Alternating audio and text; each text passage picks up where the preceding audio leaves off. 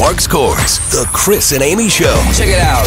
St. Louis, Mound City, we are going to have a great day today. On 104.1 FM. Let's take it from the top. KMOX. Welcome in. It is Friday morning, the best morning of the week. Not just because it's the weekend, but because we've got Hancock and Kelley in studio, as we do. Here we are. Every Friday. John, thrilled as ever to be here. Can't wait. Michael Kelley. Guess it's already started. It has already started. Michael Kelley will have an extended visit today because Chris Ranji is out. We believe he is officiating yet another wedding. Inexplicably so. He'll be back Monday.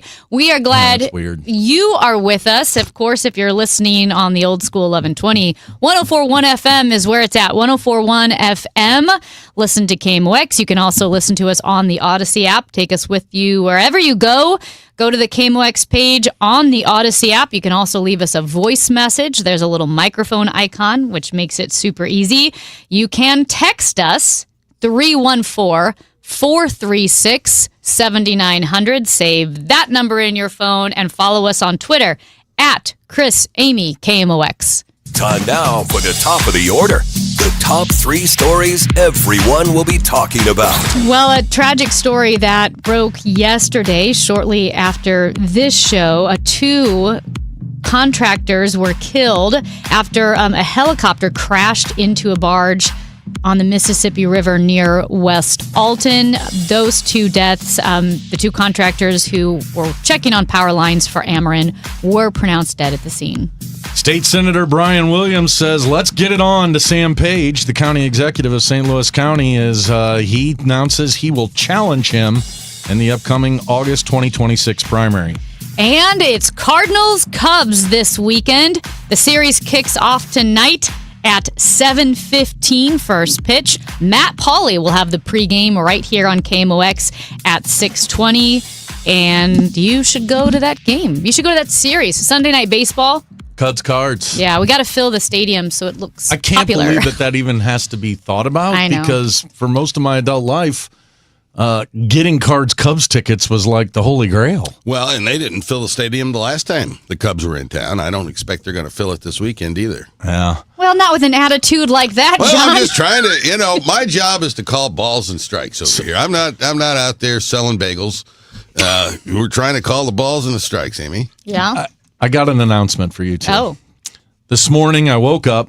The alarm went off. Not really. I don't have an alarm. But I reach over, grab the phone to see if anything happened in the world. Yeah. And I flipped on my Facebook just to see, maybe there's a cute picture of one of my nieces or nephews or something. And guess what I see on Facebook? It's hard to say. A bunch of pictures of kids going back to school. Yeah. Yeah. It is the first week in August. That it is. And these poor children are being put on this death march to school already. And so I'm just telling you right now, if there's a major development in your life between now and Labor Day, do not post it on Facebook. I will not hear or see about it because I cannot punish myself by watching these poor children suffer on the first day of school. Oh, God. Love the first day of school. You get dressed up, you get your picture taken at the front door there. Uh-huh. And march in, you got a new teacher. New pencils. Yeah, new notebooks. I used to love notebook shopping before school, man. I'd get those multi-subject binders, and you got the little sleeves you put your papers in for each subject. Little tabs you could write on there, math. Did you not? Like Office supplies are my favorite. Oh. Did you not ever have a teacher where it just didn't gel on the first day and you knew that you were starting this? No, man, I loved all my teachers, especially Miss Nichols. Really? Miss Nichols in the 4th grade. Teachers. I had a crush on Miss Nichols. Really? Hey, now. Tell us about her. So I showed up early because she was her first year teaching, and somehow my mom, she was plugged in. Miss Nichols was going to get her room set up and needed some help, and so I volunteered. And there she was, Miss Nichols. And how old do you think Miss Nichols was? She was old. 26? Really? Yeah, probably 24. And but I mean, it's it's 4th grade. Into older ladies, right? Yeah. And so man, she was a good teacher. Right. Yeah. She was great. In fact, it was Miss Nichols that showed us the movie that included a man playing the piano. Really? And I'd been resisting taking piano lessons because my mom really was on me and I didn't, because I wanted to go out and hit people in the street, And so you wanted to hit people in the street? Well, we played hockey in the street. Oh, Yeah. And I don't like to, talk, but you play foot hockey? had I been able to skate, I could have been a heck of a hockey player. Yeah. But essentially, you were just a glorified field hockey player in the street. In the huh? street. Yeah. I mean, you take those checks, and you land on Georgeland Avenue. That's not good. So anyway, where was I? Oh, yeah. So Miss Nichols showed the movie, and the guy played the piano. I came home that day and told my mom, okay, I'll take piano lessons. So thank you, Miss Nichols. Wow. And she's probably misses somebody by now. My first day of school, probably a every grandma day, by it now. was just another batch of people to tell me to sit still and be quiet. Well, I was going to ask what. Okay, so I'm the aberration here because I was homeschooled. So Yeah, what was we first day of loved school it. like for you guys? Oh, it was so fun. Did you make a deal of it? Well, you go down to the kitchen, You you go have down to the breakfast, and kitchen. you Well- go to the family room and go to school. We would buy all the notebooks, right, and the pens and papers. We never needed to buy backpacks. I didn't, really need a pencil carrier. But I mean, we helped make our own schedules too. Like we could help pick out the books and the curriculum we're going to use. So ours doesn't count. Like it was insane. My mom would make cinnamon rolls, and we'd have like hot chocolates. And this is the first day of school. Yeah, and lattes, Yeah. and then in the winter she would start a fire. We'd sit in the family room by the fire and eat cinnamon rolls until school. So I mean, it was heaven. You're drinking lattes in the third grade? Well, I mean, I homeschooled all the way through. Yeah. So in high school, we were drinking lattes. I didn't even know what a latte was till after college. But my mom hated school. Hey, and now. her birthday is late August, mid to late August. So she never looked forward to her birthday because sometimes they had to go back to school on her birthday. And she said it completely ruined her birthday as a kid because when I say she hated school, she hated it. Right. Dread, Ditto. sick to her stomach, Right. still feels that now. Totally. So why did you hate it so much? It was just having to sit still and not move around and talking, and it was boring. I mean, it was just so boring. And, you got up so doggone early.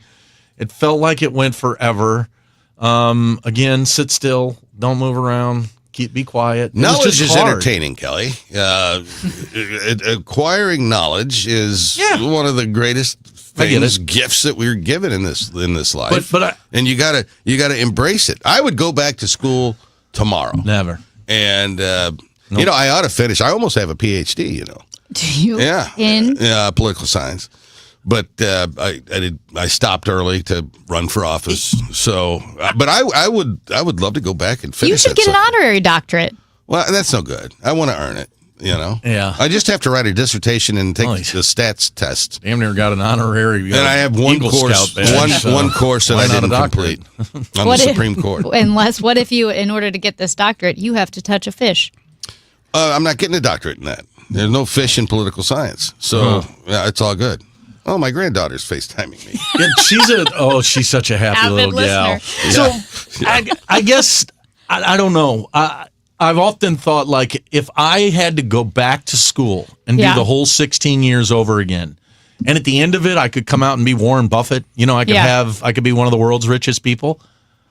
I think that'd be the only way that I would ever go back to school and do it all over again. Otherwise, my memories associated with school are so bad. Maybe to the if you point took it that more seriously, you would be Warren Buffett. well, I can't do it anymore, but even to the point where I just try to keep my mouth shut this time of year around my nieces and nephews when they're going back because I don't want to mess them up. Yeah. But my dad hated it. Your mom hated it. But do you hated think it. that's why she homeschooled you guys? It was one. I mean, yes and no in the sense that she hated sending us to school. Now, you can have good teachers that, Miss Nichols. like Miss Nichols, right, that put you on the right track. You can have bad teachers too. So my mom had some pretty mean teachers.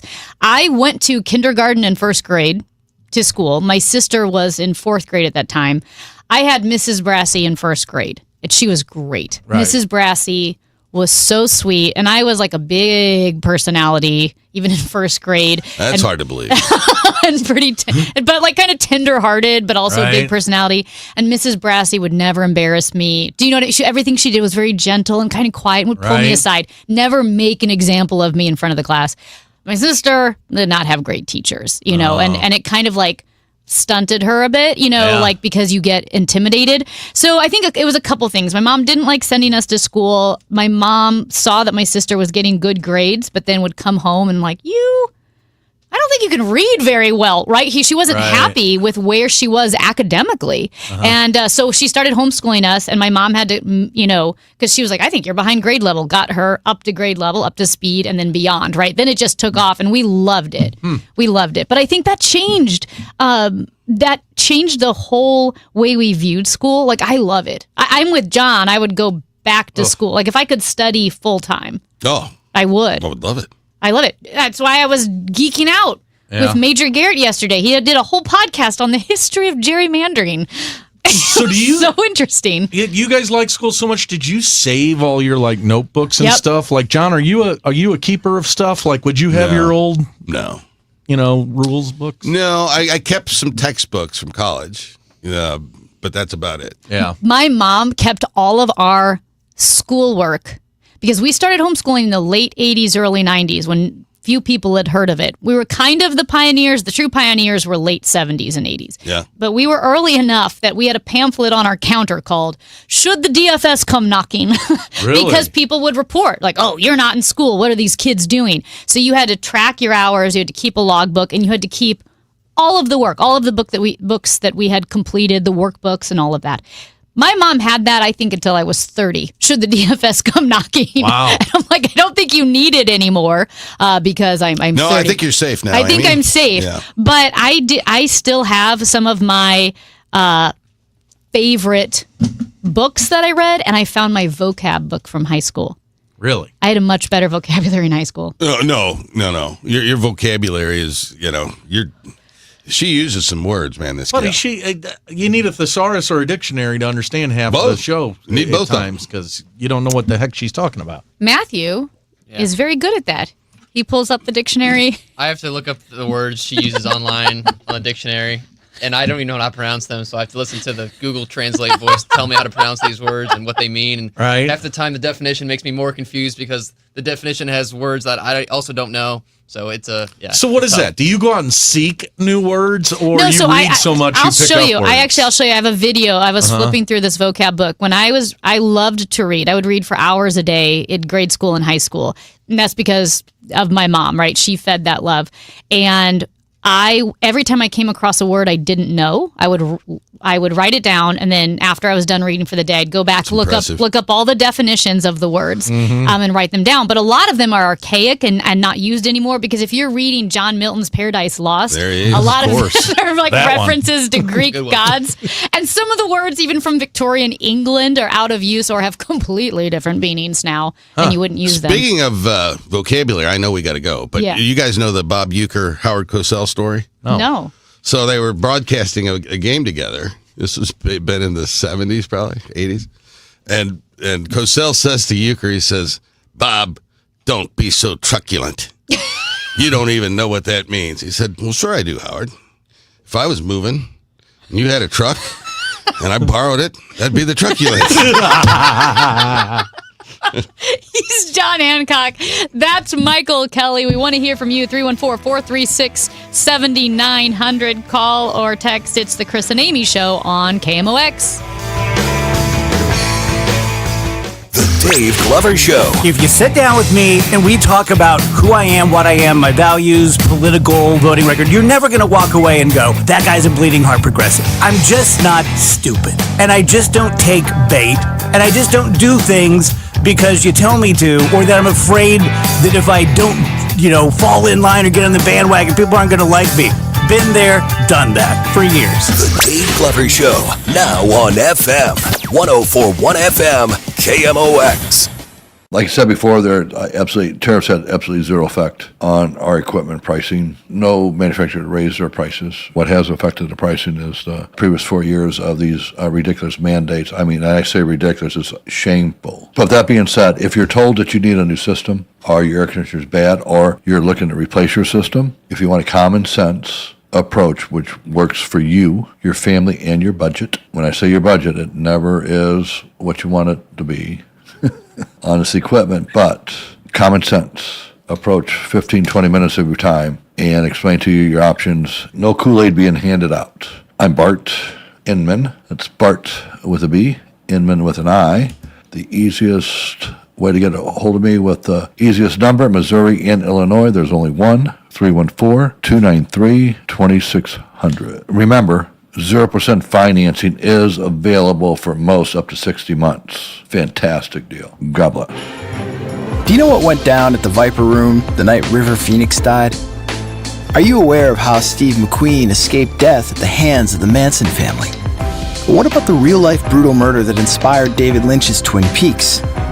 These stories and more are told in the Hollywoodland podcast, where true crime and Tinseltown collide. Follow and listen to Hollywoodland wherever you get your podcasts. When my business was taking off, our old phone system just wasn't cutting it. We needed fewer missed calls, more flexibility, and better visibility into customer conversations. That's when I found OpenPhone.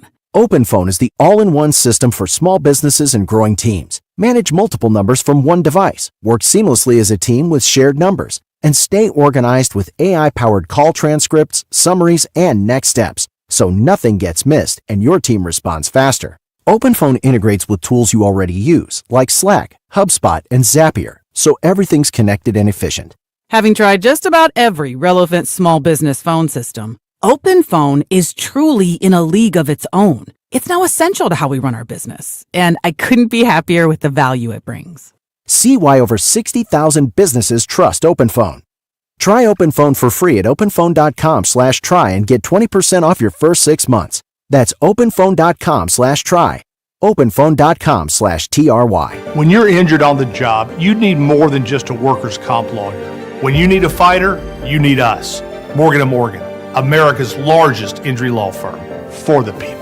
Visit forthepeople.com for an office near you. It's the Chris and Amy Show on 104.1 FM KMOX. Sponsored by the St. Louis Aquarium. Explore the St. Louis Aquarium at Union Station.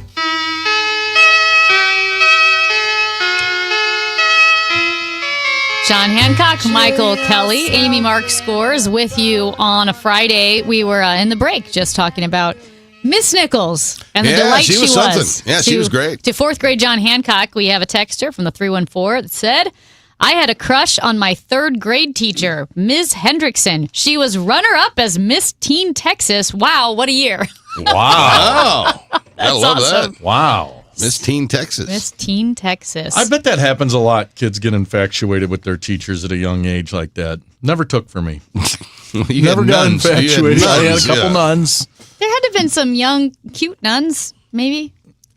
I don't think there's anything such thing as a young nun. I've never met a young nun. Have you? In all seriousness, a lot of these, what do you call them?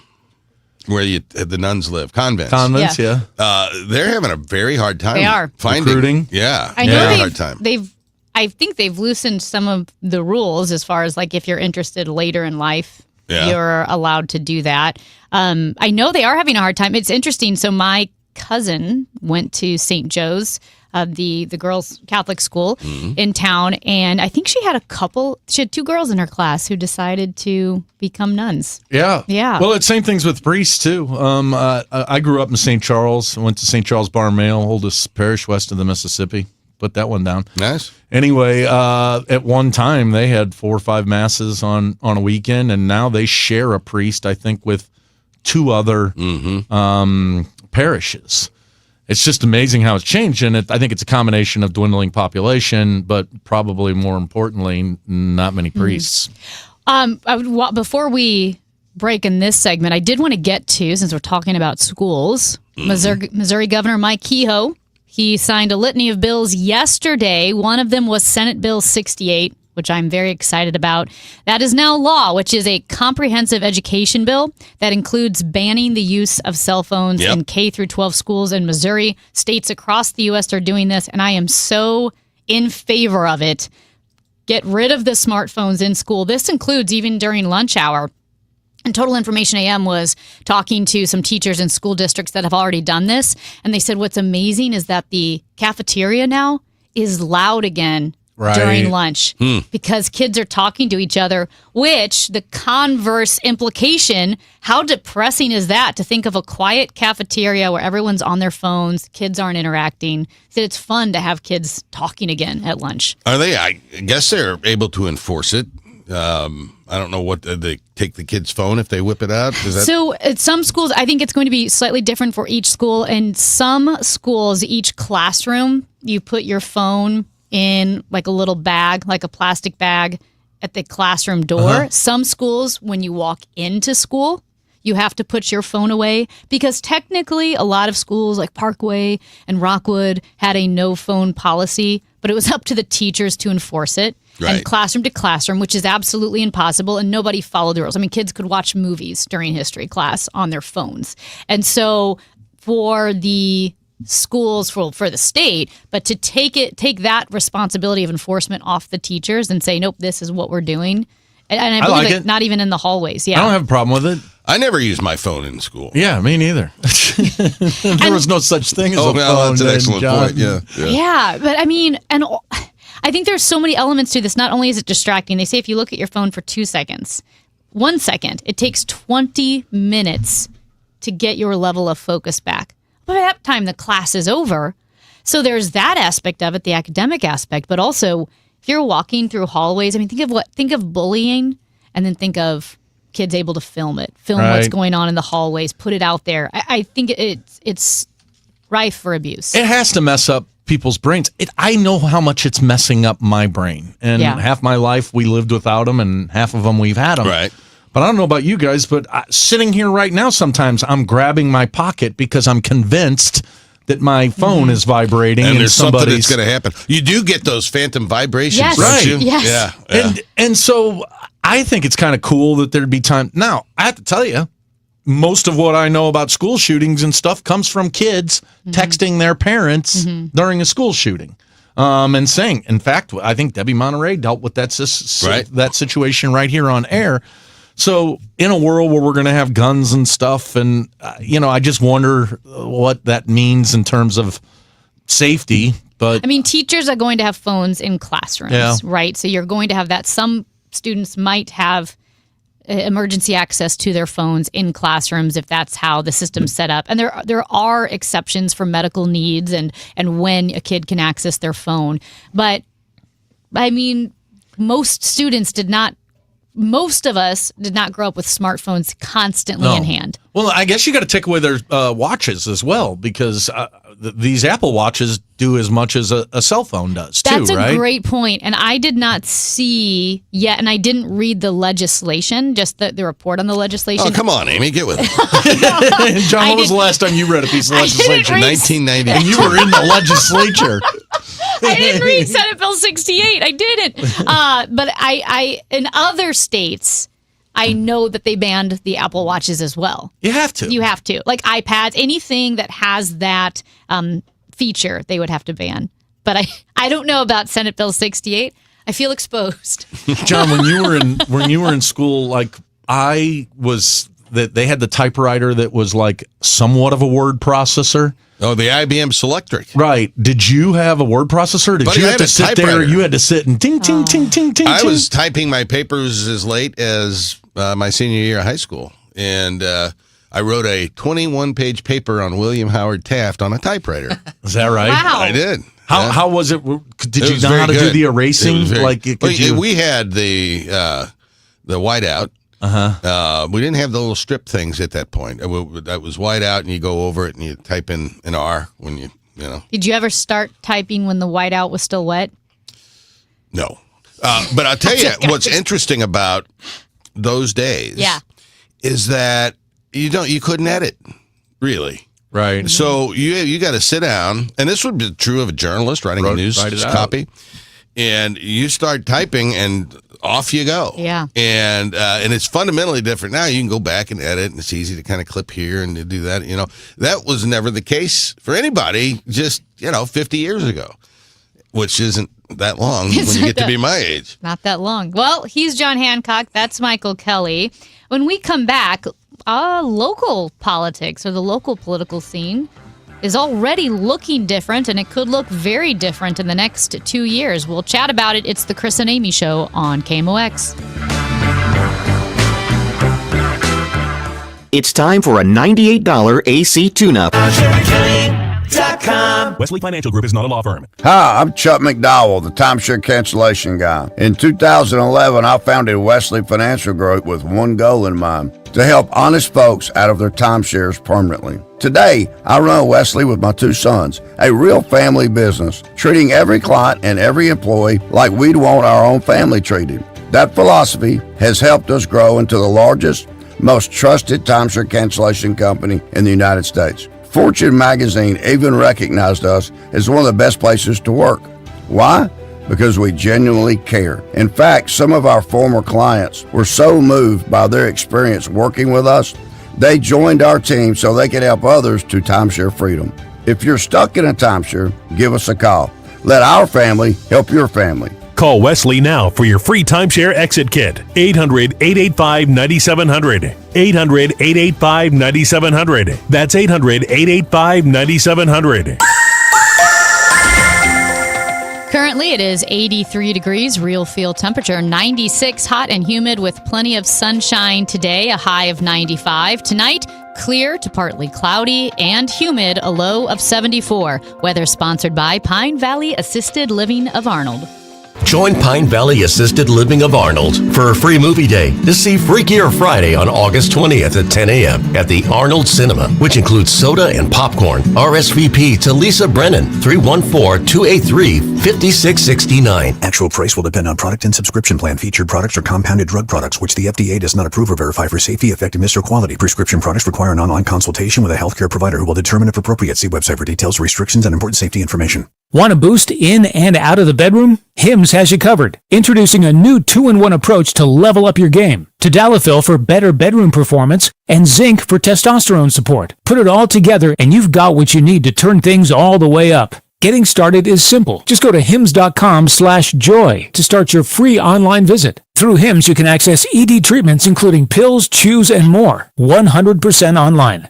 No office visits, no pharmacy lines. Just fill out a simple intake form and a licensed medical provider will determine if treatment's right for you. If prescribed, it ships free and discreetly to your door. Find affordable treatment options at up to 95% less than brand names at hims.com/joy. That's hims.com/joy, HIMS.com/JOY. Cardinal Cowboy here. After proving the doctors wrong following my accident, I got back to baseball, started kicking field goals, and finally got paid as a pro kicker and ultimately became a leader in the marketing world. That's why I trust Renner Garage Door, exceeding expectations for over 65 years. They service, sell, and install top brands like Delden, Amar, and LiftMaster. Get your free quote today. Check them out at RennerDoorSTL.com. Renner, forward and back. Giddy up! RENNER, RENNER.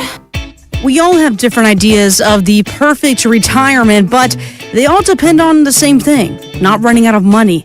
And preparing for retirement can sometimes be overwhelming, but it doesn't have to be.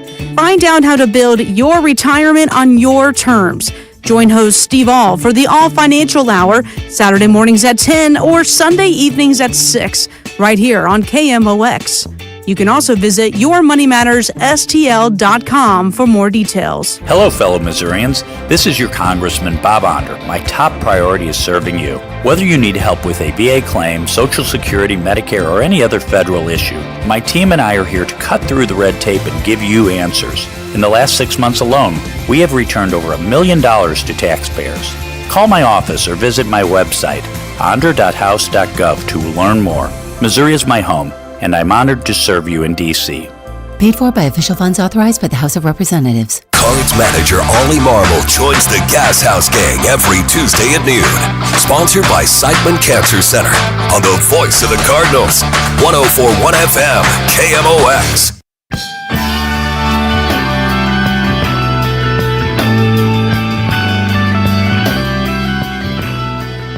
John Hancock, Michael Kelley, Amy Mark Scores with you on a Friday. And, you know, I saw the news yesterday that State Senator Brian Williams looks like he'll be challenging St. Louis County Executive Sam Page Long next anticipated announcement. Long you talked to him yesterday, didn't you? I did. Well, let's let's jump into that. What's the significance of this with Sam Page being challenged? And what are the chances that Brian Williams, state senator, could unseat him? Well, I think it's probably the most competitive race we're going to see in quite some time in St. Louis County, and the fact that you have two candidates who both have been elected by the voters already and are able to put together resources. So I think there's a very good chance that the incumbent, who finds himself extremely vulnerable right now because of the issues that he's got with the attorney general. Just a little 4-count indictment, nothing to worry about. But you ought to run for president. I know. Really, the more indictments you have, the higher up you should seek government office. But this one's going to be interesting, right? I mean, I think I said this to Michael Calhoun yesterday. I think this one's either going to be over quickly or it's going to go the whole way. And what do I mean by that? What do you mean by that? Brian Williams is going to be able to raise a lot of resources. And you're going to see people who are going to put money in behind that race. You know, most of the opponents that Sam Page has faced as an incumbent haven't been able to match him dollar for dollar. I think Brian Williams will be able to outraise Sam. And I think you couple that with his issues, he finds himself in a spot where if Brian Williams is able to rack up some money early, if you're Sam Page, the resources just aren't going to be there, and it could be over with quickly. Now, if Brian Williams doesn't do that and Sam is still able to convince donors to contribute to him, etc., I think he goes all the way to August and tries to have a bloody match. Yeah, Page is not going to be able to raise money. He has been indicted, and that's going to take a significant toll on his fundraising ability. Now, what I will say is, for people who pay attention to county government, they will not be voting for Sam Page, okay? But how many of us pay that much attention to county government? Right. And what Page has built up now is name ID. People know he's a doctor. He was around during the whole pandemic, and the folks that don't pay that much attention probably think he did a good job. I don't. So Brian Williams will have to overcome all of that.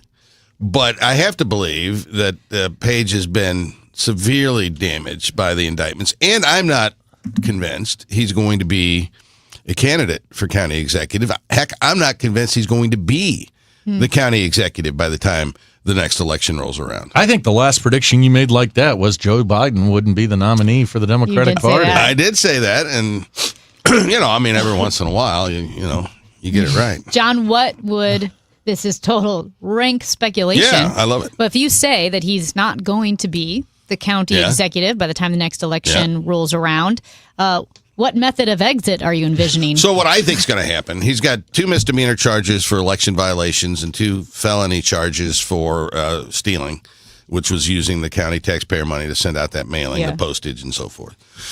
What I think is going to happen, he's got a very good attorney in Jeff Jensen, who's a former U.S. attorney from St. Louis. And so here's what I think is going to happen. I think that Sam's lawyers and the Attorney General's office are going to get together, they're going to sit down, they're going to reach an agreement. Sam's going to plead guilty to the misdemeanor charges, and in return for not having felony charges, which would allow him to keep his medical license, I think he will agree to step down as county executive. That's how I think it's going to play out. Geez, I wouldn't want any type of doctor to walk in their room and say, I'm here today because they thankfully didn't get charged with that felony. So I'm allowed to be here. Well, okay, doctor. I mean, it's essentially the same outcome with the Kim Gardner situation, and with the same Attorney General, Andrew Bailey. So that's how I see it playing out. And if that happens, then the county council would select, and they would have to select a Democrat. They would select a Democrat to be the interim county executive until the next election. So let's put that whole hypothesis aside that Sam will resign, and let's speculate that this is a race that's going to go the whole way. Williams wins. What does the messaging look like for the two of them? I mean, is Brian Williams going to run on a message of nostalgia, like, hey, remember the good old days of St. Louis County when we could agree on what day it is? That's what I want to bring back. I think. And what's your message if you're Sam Page? Well, Sam Page is the same message that Tashara Jones had. It's not as bad as you've been told. And the Republicans are coming for me. Right. And so, I mean, his message is going to be, rainbows and lollipops. And I think Williams is going to talk about an ability to work together. I've got a proven track record of showing that. And by the way, despite the fact that I've been in the minority of the legislative chambers, I've gotten stuff done.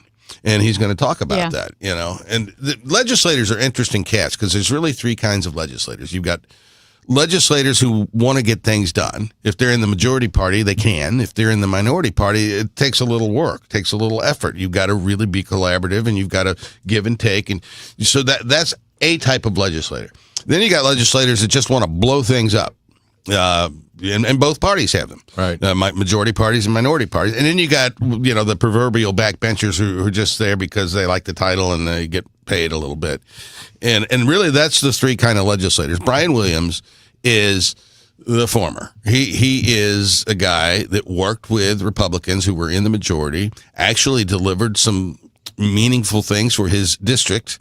From Jefferson City back home to St. Louis County, and he can talk about that, and I think he probably should talk about that. And when we were on our show this morning, we talked about the fact that most of the consequential elections, in fact, I can't think of one consequential election that will take place in November of next year in Missouri, that everything will happen in August because it will be primaries that decide who's getting elected. And Republicans will try and make a case that St. Louis County is winnable. And given, Sam Page in a non-midterm Trump election, if you manage to make it through the primary and the Republicans had a well-funded candidate, maybe. But it has been precisely 39 years since a Republican has been elected St. Louis County executive. 39 years. And it's been 60-some years since a Republican has been elected the mayor of the city of St. Louis. And it's been forever since a Democrat was elected St. Charles County executive. These races are effectively determined in August. Yeah. No, the primaries are it. Well, then Sam Page has the name recognition. Now, for us, because we're in this world, we follow St. Louis County government. But most people have, lives and friends and other things to do. So they know the name Sam Page. There are people out there who aren't up in county government that know who he is. You go to Harpo's in Chesterfield. At least for a while, they had a sign with Sam Page's name on it and a big X because I think they didn't like how he handled COVID. Right. So it was kind of funny. Like, oh, here's Harpo's in Chesterfield, and maybe the sign's down. I don't want to besmirch them. But, so that he's not popular in that sense. With Brian Williams being in the 14th, I believe, senatorial district, so you've got U-City, Ladue, Ferguson, Bridgeton, Hazelwood. Does it matter that he's from that district and might have name recognition there? I think it matters that, number one, he's an elected official who has a base of constituency already. And that base also happens to be in the base of where the Democratic Party is in St. Louis County. And that's a real threat to the county executive. I mean, if you go back and remember Sam Page's campaign against our friend Jane Duker, it was about, hey, I've kept this county stable. I worked through COVID. Even though there were some businesses who didn't like it, a lot of people were afraid, particularly our aging population, of COVID. And so Jane didn't have that natural constituency who knew what she was doing. Brian's got a record and will be able to go out and punch for punch with Sam Page. I don't know how it works out, but coming from that central Democratic base senatorial district, I think is an advantage for him as well. Have you seen any numbers? No. I wonder where Sam Page's job approval number is, A. Favorable, unfavorable is B. And then my favorite question is, because incumbents are generally known, the question that I like to ask on polls is, in your opinion, has Sam Page performed his job well enough to deserve re-election, or is it time to give a new person a chance? And that question, if you're an incumbent and you're in the 30s on that question among your primary electorate, then you're going to lose. But before we don't jump off this topic, I don't think we should lose how unbelievable of a situation the county executive finds himself in this polarized world where Donald Trump is literally getting people to march off the plank for the Republican Party. Sam Page has one person in his party that is standing up for him. It's Lisa Clancy. Typically, when somebody gets indictment, even Eric Adams had the president of the United States stand up for him when he got indicted. I haven't seen one Democrat take to the floor for Sam. I just wonder if he's gotten to a place where he's worn out his welcome.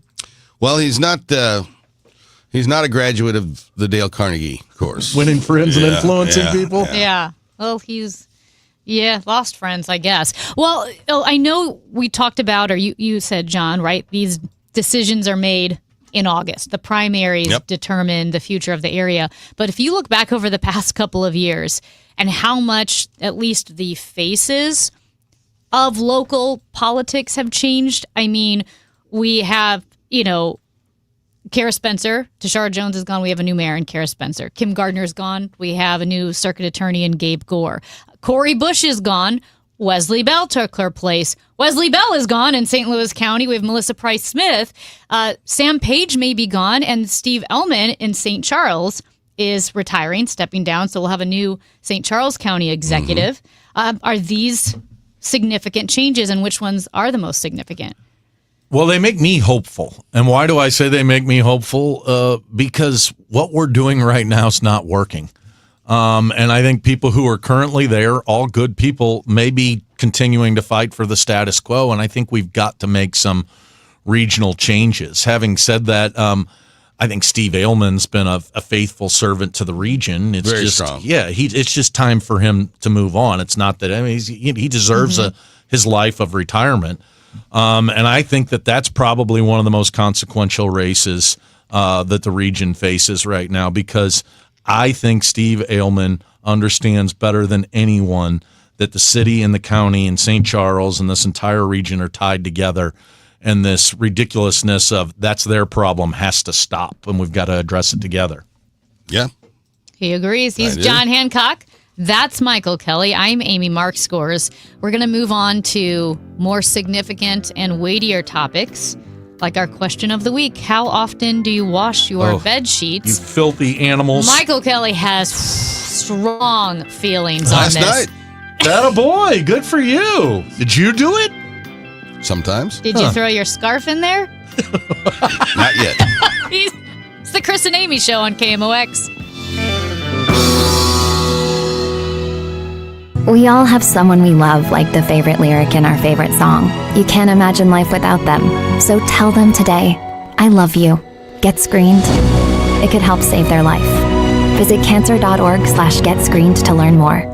Paid non-attorney spokesperson. Paid for by Action Matters. Texting privacy policy and terms and conditions posted at textingterms.us. Texting enrolls you for recurring automated text marketing messages. Message and data rates may apply. Reply stop to opt out. Attention parents of children who have used the gaming platform known as Roblox. If your child was a victim of sexual abuse or harm of any kind while using the Roblox platform, you may be entitled to compensation. Roblox is facing multiple high-profile lawsuits, including an ongoing class action, alleging it failed to protect users from foreseeable dangers that led to the grooming, exploitation, and sexual abuse of minors on the platform. Claims allege Roblox turned a blind eye to predators, unsafe games, and deceptive monetization practices that targeted children. Victims were contacted through in-game chats and coerced into private conversations on third-party apps. If you believe your child may have been a victim of grooming, sexual abuse, or harm of any kind while using the Roblox platform, you may be entitled to a cash settlement. Text our helpline now to find out if you have a viable compensation claim against Roblox. Text GONE to 32 32 32. That's GONE to 32 32 32. GONE to 32 32 32. Get ready, St. Louis. Two acclaimed performers will headline a summer finale on the Muni stage Thursday, August 28th. International music icon Diana Ross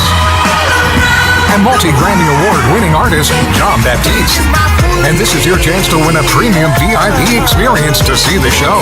VIP includes a pair of box seats, a pair of VIP pre-party tickets, free drinks at the intermission bar, and a free parking pass. Register now online at KMOX.com/contest for your chance to win. Actual price will depend on product and subscription plan. Featured products are compounded drug products, which the FDA does not approve or verify for safety, effectiveness, or quality. Prescription products require an online consultation with a healthcare provider who will determine if appropriate. See website for details, restrictions, and important safety information. Want a boost in and out of the bedroom? Hims has you covered. Introducing a new 2-in-1 approach to level up your game. Tadalafil for better bedroom performance and zinc for testosterone support. Put it all together and you've got what you need to turn things all the way up. Getting started is simple. Just go to hims.com/joy to start your free online visit. Through Hims, you can access ED treatments including pills, chews, and more. 100% online. No office visits, no pharmacy lines. Just fill out a simple intake form and a licensed medical provider will determine if treatment's right for you. If prescribed, it ships free and discreetly to your door. Find affordable treatment options at up to 95% less than brand names at hims.com/joy. That's hims.com/joy, hims.com/joy. The success you've already had matters at University of Maryland Global Campus because we're a school for real life. An accredited state university, UMGC lets you earn up to 90 credits toward a bachelor's for prior learning and relevant life and work experience, or transfer up to 12 credits toward a master's. We offer affordable tuition and online and hybrid courses. Classes start August 13th. Apply now and save with no application fee. Learn more at umgc.edu. Certified to operate in Virginia by Chev. I'm Ed Evans, CEO of Consumer Cellular. We're dedicated to serving people 50 and up, like me. Our needs are different. Big Wireless wants us in an unlimited plan, but if you're not using all that data, you're probably getting used. At Consumer Cellular, we're focused on affordable, reliable plans, including data that suits your needs, not ours. Our plans start at just $20, and you'll get the best customer service in the business. Call 1-888-FREEDOM, visit consumercellular.com/facts or a store near you. Plans include $5 credit for auto pay and e-billing. See site for additional facts. The Chris and Amy Show on 104.1 FM KMOX and the free Odyssey app.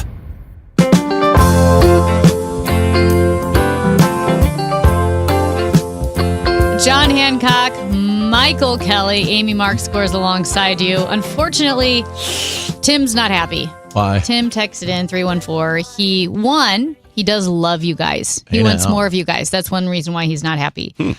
Loved the 45 minutes of politics. Not happy about the bedsheet conversation. Really? Yeah. He would rather talk about Sam Page, I think. Really? Yeah. But the bed sheets is really important to address because I heard you guys ask the question first thing earlier in the week. And the amount of people who were responding that, once a month or something. Yeah. Or occasionally. I think, Matt, you even said, you're supposed to wash those things? Yeah. I know you were being silly. And then just so you know, at Chris Amy KMOX on Twitter, if you're getting worked up right now, you can vote on Twitter at Chris Amy KMOX. What are your options? The question of the week, how often do you wash your bed sheets? Once a week? Nope. Once every 2 weeks? Nope. Once a month? Yep. You don't want to know. John. No. You're joking, right? I'm with John. No. Once a month? It's a bed sheet. That's okay. Well, it depends on what you're wearing to bed, how many people are in the bed, are there animals in the bed, how much do you sweat? But I mean, no matter what, once a month is No, it needs to be at least once a week. Yeah. No, they don't last as long when you do that. But that's okay. Then you go out and buy another pair of sheets. You know how expensive those things are? Sheets? Yeah, you gotta, you got the Indians and the counts. You got the, Egyptian thread count. The thread Egyptian counts, and thread count, okay. Yeah, and the higher that number goes, whew, the price goes through the roof, Please and you vote. don't want to have a low count of threads because when your thread count is low, it does a lot of bad things to you. And if you got a low thread count, then your sheets are going to rip apart. Everyone knows. Every time you stretch out that one thing over the corner there. That proper behavior and hygiene would mean every Saturday morning you the wake tag up. goes to the bottom right? I did. Oh, I didn't. Yep. I always have to do the fitted sheet like so 3 you take the tag there and you take it to the bottom right of the And then bed, you know and what's tuck up. that sucker in, and then you take it from there. I did not know that. Yeah, and you're telling me I don't know about bed sheets. Now, can you do the tuck on the pillow? Because I have pillowcases that are longer than the pillow. I like it hanging and out there's a motion where you can make it so the end it gets enclosed, and it's like really simple, but it's hard to do. Like a hotel. Yes, Hotels like a do that. hotel. Yeah, it's like folding an envelope. So listen, here's the reality. Once a week, your sheets, every Saturday Yeah. morning, you should wake up, peel those suckers, throw them in the water. They have to be washed on hot. Yes. Now, maybe you're clean. Maybe you're like me. You have more than one set of sheets. You put the new sheets on, etc. Now, say you had a visitor. Maybe the puppy hops in. Maybe a gal pal comes over, etc. Yeah, but that happens all the time. Well, not for you. I'm just saying in general. That requires the next morning, upon departure of your visitor, a peeling of the sheets the end of the road for and me. a fresh pair put on. The way you said a visitor sounds like every visitor you have ends up in your bed. Well, there's more than a kernel of truth there, I think. That's not true, John. But you should be washing your bed sheets at least once a week. And if you have a new guest, You need to wash after that. Of course you wash it for a new guest. If you're That's the biggest waste, by the way.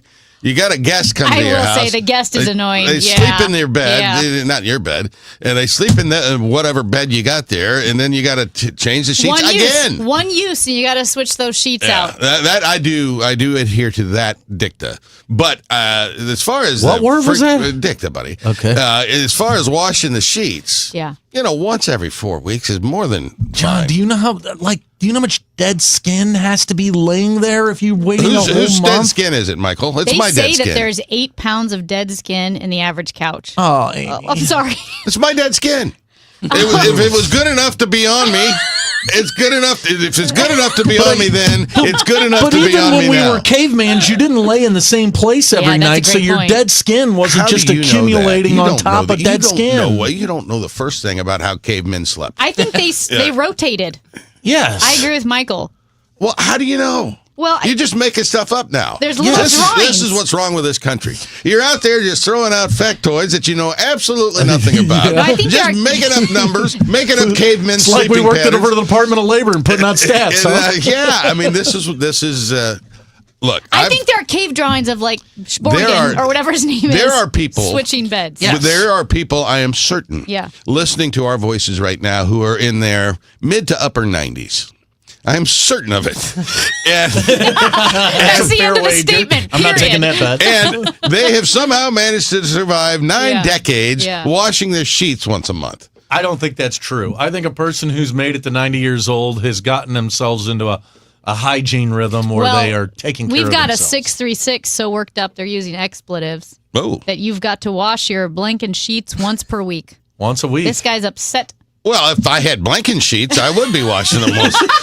I got a high thread count from the Indiana. It's Egyptian, whatever they are. They got so much thread going on in these things, Michael. You can't. It's unbelievable. That's the whole key to this whole thing is the thread count. Michael, you want to get like a 6,512. No, and that sounds high. Listen, I know they probably don't advertise here, but my sheets are SHEEX, Sheex.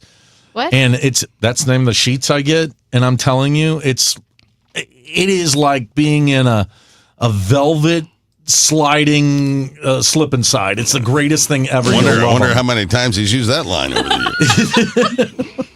I gotta go. Why? You two stick around. I gotta go. I'm gonna see you here in a little while. I can see why Tim got upset. Yeah. See ya. Go lay in your dead skin. I will. That's John Hancock. Michael Kelley is sticking around for the next couple of hours. He's filling in for Chris Ranji. I'm Amy Mark Scores. Scott Jagow, host of KMOX's Total Information AM Weekend, joins us next.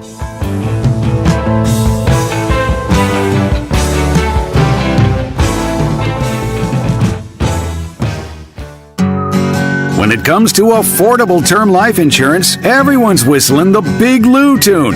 If you're over 50, maybe a bit porky, or have type 2 diabetes, $1 million of term insurance may only cost about $200 a month. Even if you're not in perfect health, call Big Lou, because he specializes in finding big chunks of affordable term life insurance for just about everyone. Don't let diabetes or other health glitches keep you from owning $500,000 to $1 million or more of term life insurance. For affordable term life insurance, call Big Lou. Don't hesitate. Call 800-700-6898, 800-700-6898, or visit biglou.com. Call Big Lou, don't hesitate, 800-700-6898. Call Big Lou, don't hesitate, 800-700-6898. Visit biglou.com. Attention, small business owners. Do you need funding for your business? At LendSeek.com, we provide revenue-based working capital programs from $20,000 to $1 million. So whether it's funding for inventory, equipment, expansion, payroll, or other needs, seek no more. All it takes is just one simple application to access over 100 funding products that are powered through our breakthrough AI-enabled lending platform to get you the best options in today's marketplace. If you've been in business for at least 1 year with monthly revenue of at least $50,000, you could receive the business funding you need when it matters most, regardless of your personal credit score. funds in your account in just 24 hours with no collateral, no prepayment penalties, and no restrictions on how you use the funds. There's no obligation and zero out-of-pocket costs. So apply for the business funding you need today at lendseek.com. That's LENDSEEK.com. News, talk, cards. KMOX AM St. Louis. KMOX FM Hazelwood. Always live on the free Odyssey app. Chris Ranji for Siteman Cancer Center, and you have to know that you are somebody's favorite person, and your health matters not just to you, but it matters to people who care about you. Getting screened early for any cancer, whether it's colon or breast cancer, prostate cancer, or lung cancer, it is important to do that. Siteman has set up a website called GetScreenedNow.com. And when you go to it, it's going to help you find a location nearer you. If you live a little farther out from St. Louis and don't want to make the trip into the city, you can get screened closer to home. GetScreenedNow.com, because for me, I'm over 45. It's time for that colonoscopy. Third leading cause of cancer-related deaths in both men and women. And GetScreenedNow.com will help you find a location that is good for you. Doing it early, really, really important. GetScreenedNow.com.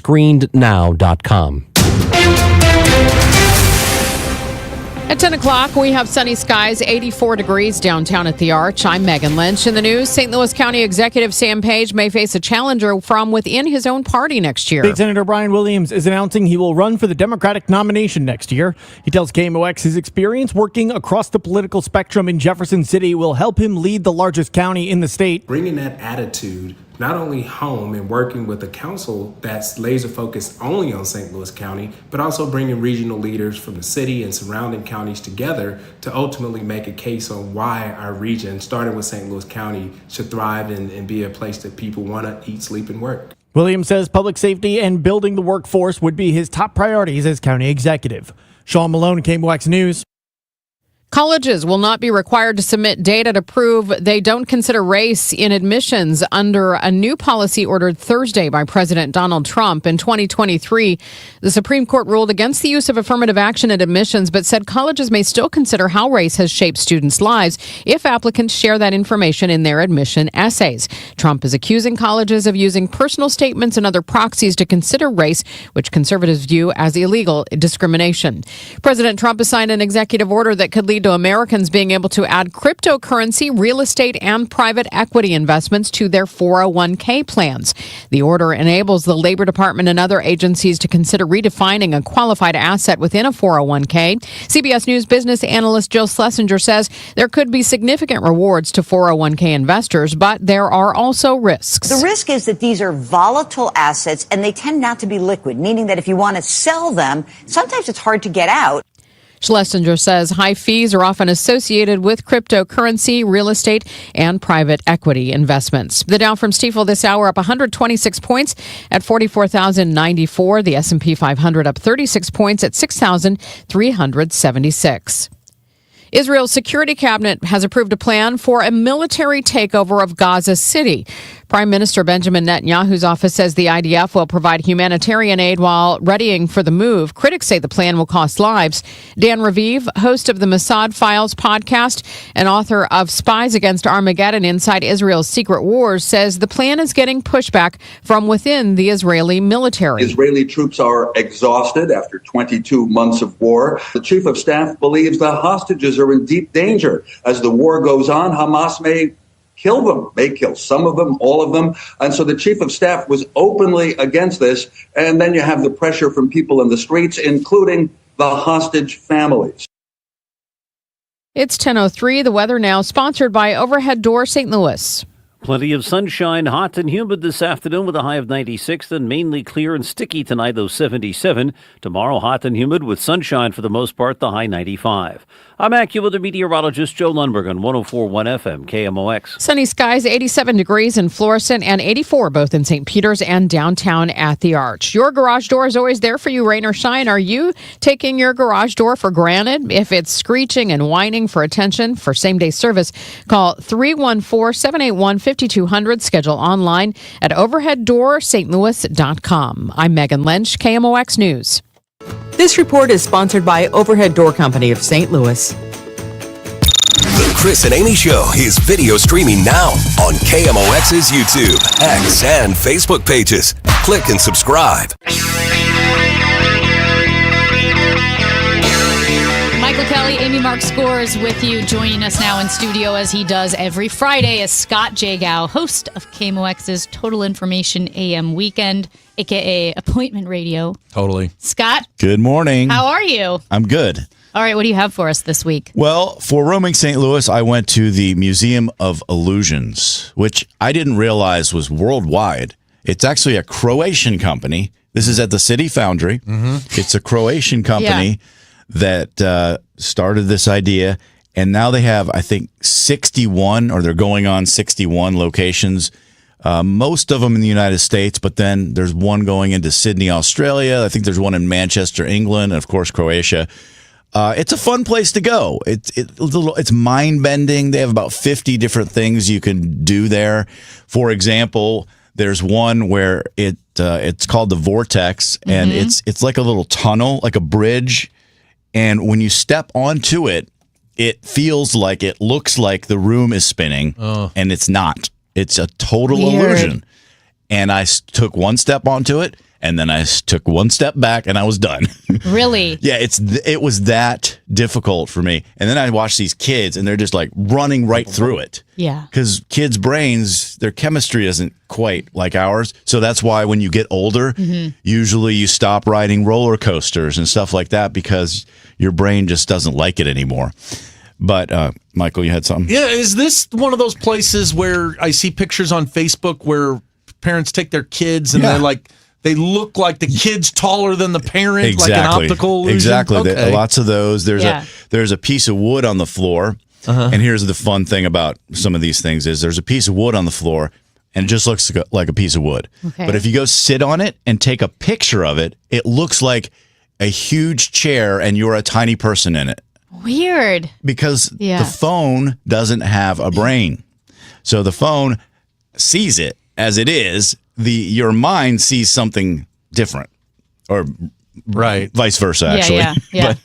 But so there's stuff like that. So when you use your camera, there's another one where you just lay on the floor. This one's not disorienting at all. You just lay on the floor, and it looks to the observer like you are hanging off a building. Yeah. Wow. It's fun. So the illusions, it's cool, but also it's almost existentially terrifying when you realize how our eyes play tricks on us. Right. Because there have been a couple examples like that where it feels like the room is spinning. One is I played one of those VR games, and you go up an elevator and then you walk outside on a plank on a high rise that's like 100 stories high.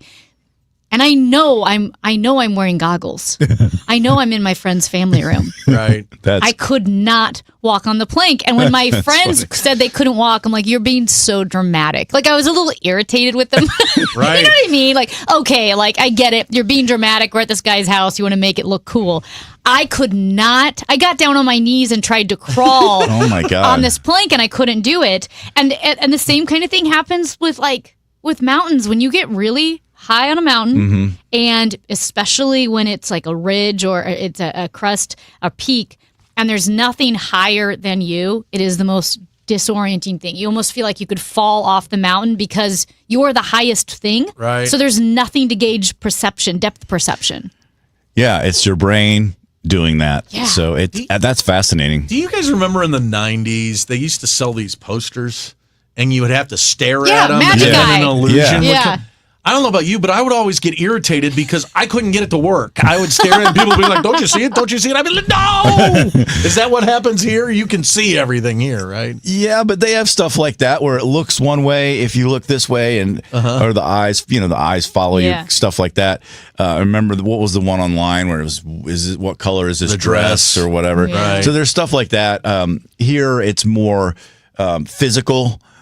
And then, there's one room where you go in the corner and you look huge, and then you go in the other corner and you look like a tiny person. Yeah. So just stuff like that. It's fun, though. That's It's cool. Expensive? Affordable? I mean, it's not cheap, I wouldn't say. I think $25 or something. Okay. But you spend probably 45 minutes, an hour in there.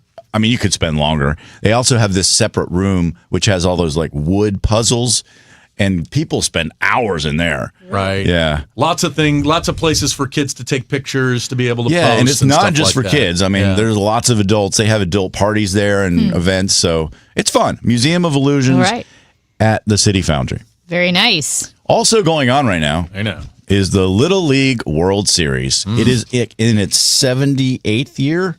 Wow. Yeah.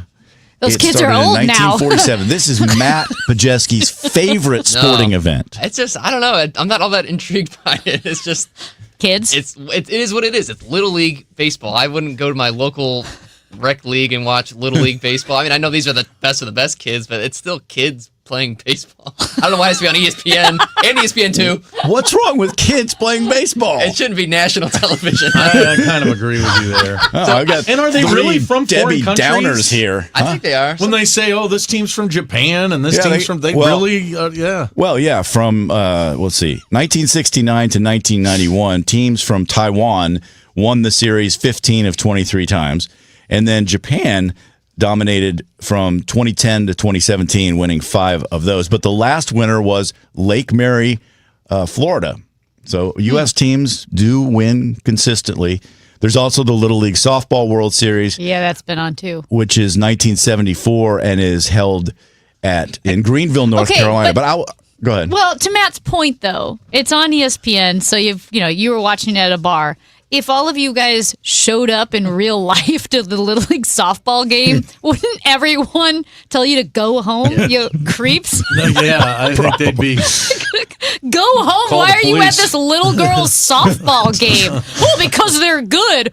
Okay, buddy, go home. Well, I was watching I was watching it on TV. I caught it on as you said, I was at this bar and they were showing it on, and I was watching both the Little League World Series and the softball. I swear I saw some amazing plays. Yeah. I mean, catches, and there was this girl, third baseman. There was a runner on third. The ball came right to her. She feigns to throw to first. I mean, and then turns around, whips around, and tags the girl out because the girl's trying to go home. Wow. She didn't wait for her to throw the ball to first. I thought it was a great move. So, do they play these all in the same city every year, or does the Little League World Series move around? No. Williamsport, Pennsylvania, is the boys, and then the girls play in Greenville, North Carolina. Awesome. By the way, 60 Major League or former Major League players have been in the Little League World Series, and do you know which current Cardinal, played in the Little League World Series? Lars Newbar? Mason Wynn. Nope. Donovan. Nope. Who is it? Pozo. Oh. Really? Yeah. He played in the 2009 Little League World Series. Then he was drafted in 2013 by the Texas Rangers. Right. How about that? That's incredible. So I know a few hockey players for the Blues who played in the Little League World Series back in the day. Really? Hockey players in baseball? Yeah, they like Isn't that Pierre irritating? Turgeon, my favorite hockey player of all time, didn't play hockey in the summer. He played baseball. How about that? And his hockey team put together a baseball team, and Pierre Turgeon played in the Little League World Series, as did former Blues goalie Carter Hutton. Wow. I think when Good you're info. a pro athlete, Wow. you're just insane. You're just find- insanely talented. I find it irritating, right? Oh, my gosh. You're already so good at one thing, you can't do two. Yeah. It's like Tom Brady. Yeah. Not only are you the best, but you're also the most handsome, Yeah. But not a good broadcaster, so it evens out. Well, watching Not a great broadcaster, though, so it evens out. Good point. watching these games takes me back to when I played Little League. And yeah, to your point, I was actually a really good soccer player. I was not a great baseball player. I was okay, but I was pretty average or below average. So I remember 2 moments in my baseball career. I'll call it that. Both of them were inside the park home runs. I know. Okay. One of them I hit, and I ran around the bases, and I didn't get a lot of hits. I didn't get a lot of playing time. And what I remember about that moment is I went out back behind the dugout, sat down, and cried. Oh, I did. I That's can awesome. picture myself doing it.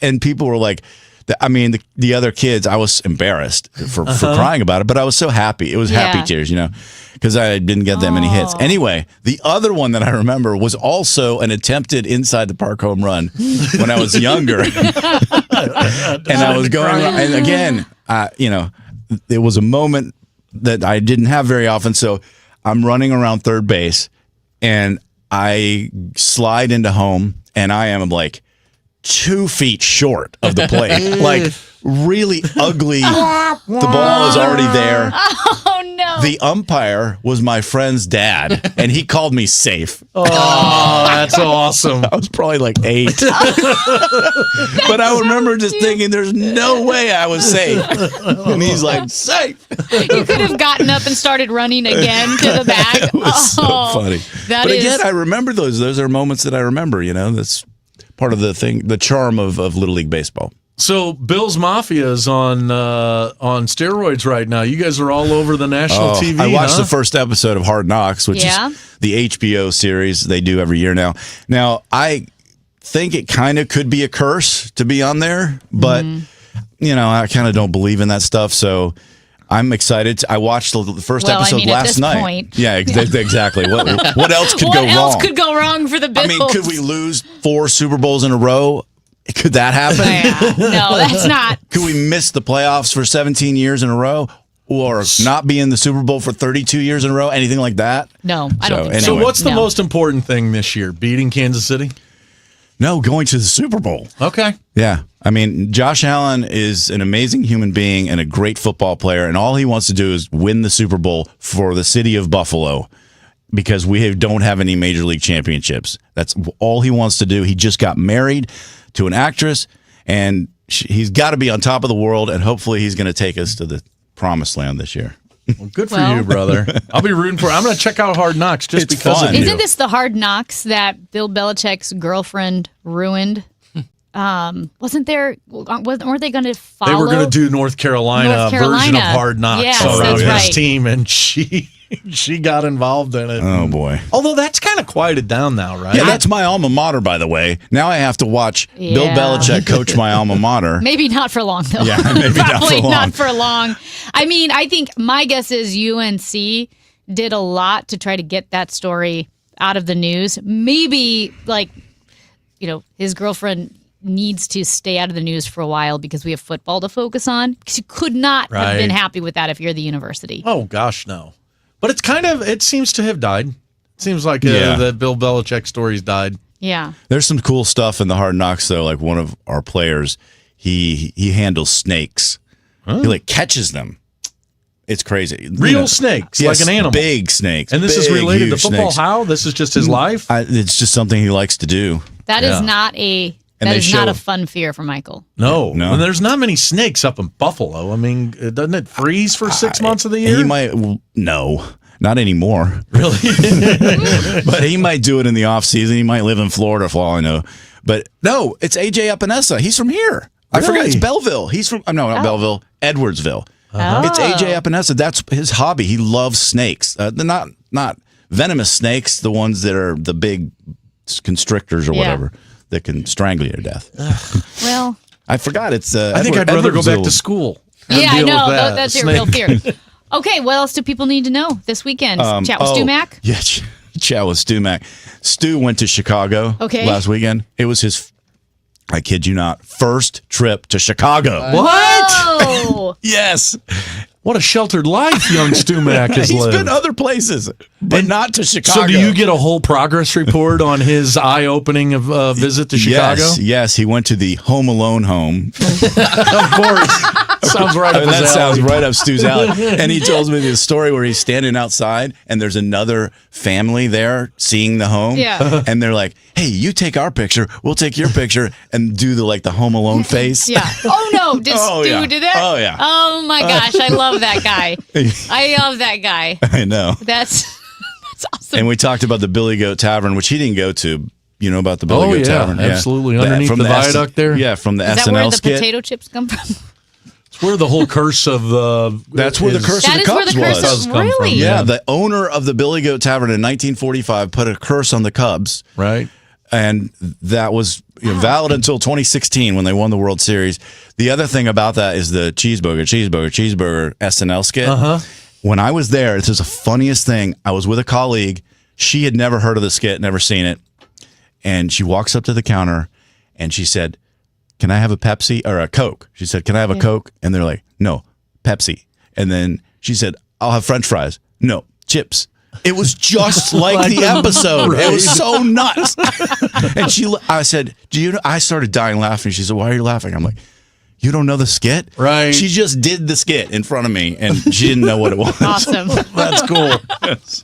Well, Scott Jagow, thank you so much. People can listen to you Sunday. 6:30 to 9:30, Total Information AM Sunday.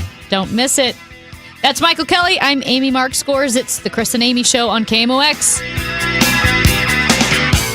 Rhino Shield is far superior to even the best traditional exterior house paint. Rhino Shield is 8 to 10 times thicker than paint and comes with a 25-year transferable warranty. Rhino Shield is the only ceramic coating company that has been chosen by Disney, This Old House, and 3 times on HGTV's Curb Appeal, where every episode is concentrated on unpainted brick, bonds and seals to stucco, wood, hardy, block, color lock, masonite, and more. No better product for those steel aluminum-sided homes that have become, chalky and tired looking. We coat sloped and flat roofs to extend their lives too. After 15 years, we've got a great reputation and a superior product. As long as it's affordable, why wouldn't you do it? Before you make the costly mistake of painting with traditional paint, you'd be best served to call Rhino Shield today. We are the experts and our evaluations are free. 877-25-RHINO or 877-25rhino.com. Tell them, ladies. No pain, don't Rhino. Go Rhino Shield. Never paint your house again. Rhino Shield. What I know about courage, I learned from my adoptive mom. She said sometimes you just gotta hold on and know we'll get through this. Mom, we are so high up. Hold my hand. No, you hold my hand. Here we go. Learn about adopting a teen from foster care. You can't imagine the reward. Visit adoptuskids.org to find out more. I learned patience from my adoptive dad. All he had to say was, "Hey, you got this. Just breathe." Hey, we're pretty good. Yeah. Might have to start a band. I got it. Learn about adopting a teen from foster care. You can't imagine the reward. Visit adoptuskids.org to find out more. This message is brought to you by Adopt US Kids, the U.S. Department of Health and Human Services, and the Ad Council. Actual price will depend on product and subscription plan. Featured products are compounded drug products, which the FDA does not approve or verify for safety, effectiveness, or quality. Prescription products require an online consultation with a healthcare provider who will determine if appropriate. See website for details, restrictions, and important safety information. Want a boost in and out of the bedroom? Hims has you covered. Introducing a new 2-in-1 approach to level up your game. Tadalafil for better bedroom performance and zinc for testosterone support. Put it all together and you've got what you need to turn things all the way up. Getting started is simple. Just go to hims.com/joy to start your free online visit. Through Hims, you can access ED treatments including pills, chews, and more. 100% online. No office visits, no pharmacy lines. Just fill out a simple intake form and a licensed medical provider will determine if treatment's right for you. If prescribed, it ships free and discreetly to your door. Find affordable treatment options at up to 95% less than brand names at hims.com/joy. That's hims.com/joy, HIMS.com/JOY. Don't miss Mosby Building Arts Home Improvement Show, Saturdays from 11 a.m. to 1 p.m. on KMOX. One of the last call-in shows where you can get live answers to your remodeling, design, and construction questions. Tune in Saturdays at 11 a.m. It's the Chris and Amy Show on 104.1 FM KMOX. Sponsored by the St. Louis Aquarium. Explore the St. Louis Aquarium at Union Station. We did have our loyal listener Harambe check in. Is that name's after the monkey that they killed? Yeah. Right? Yeah, it is. Or the gorilla? Yeah. Yeah. It's a long story, but it's relevant. Harambe texted in. It seems to be a little bit anti-Little League World Series. He said they, meaning the Little League World Series players, are not the best of the best. Most of those teams would get lit up by AAA travel teams.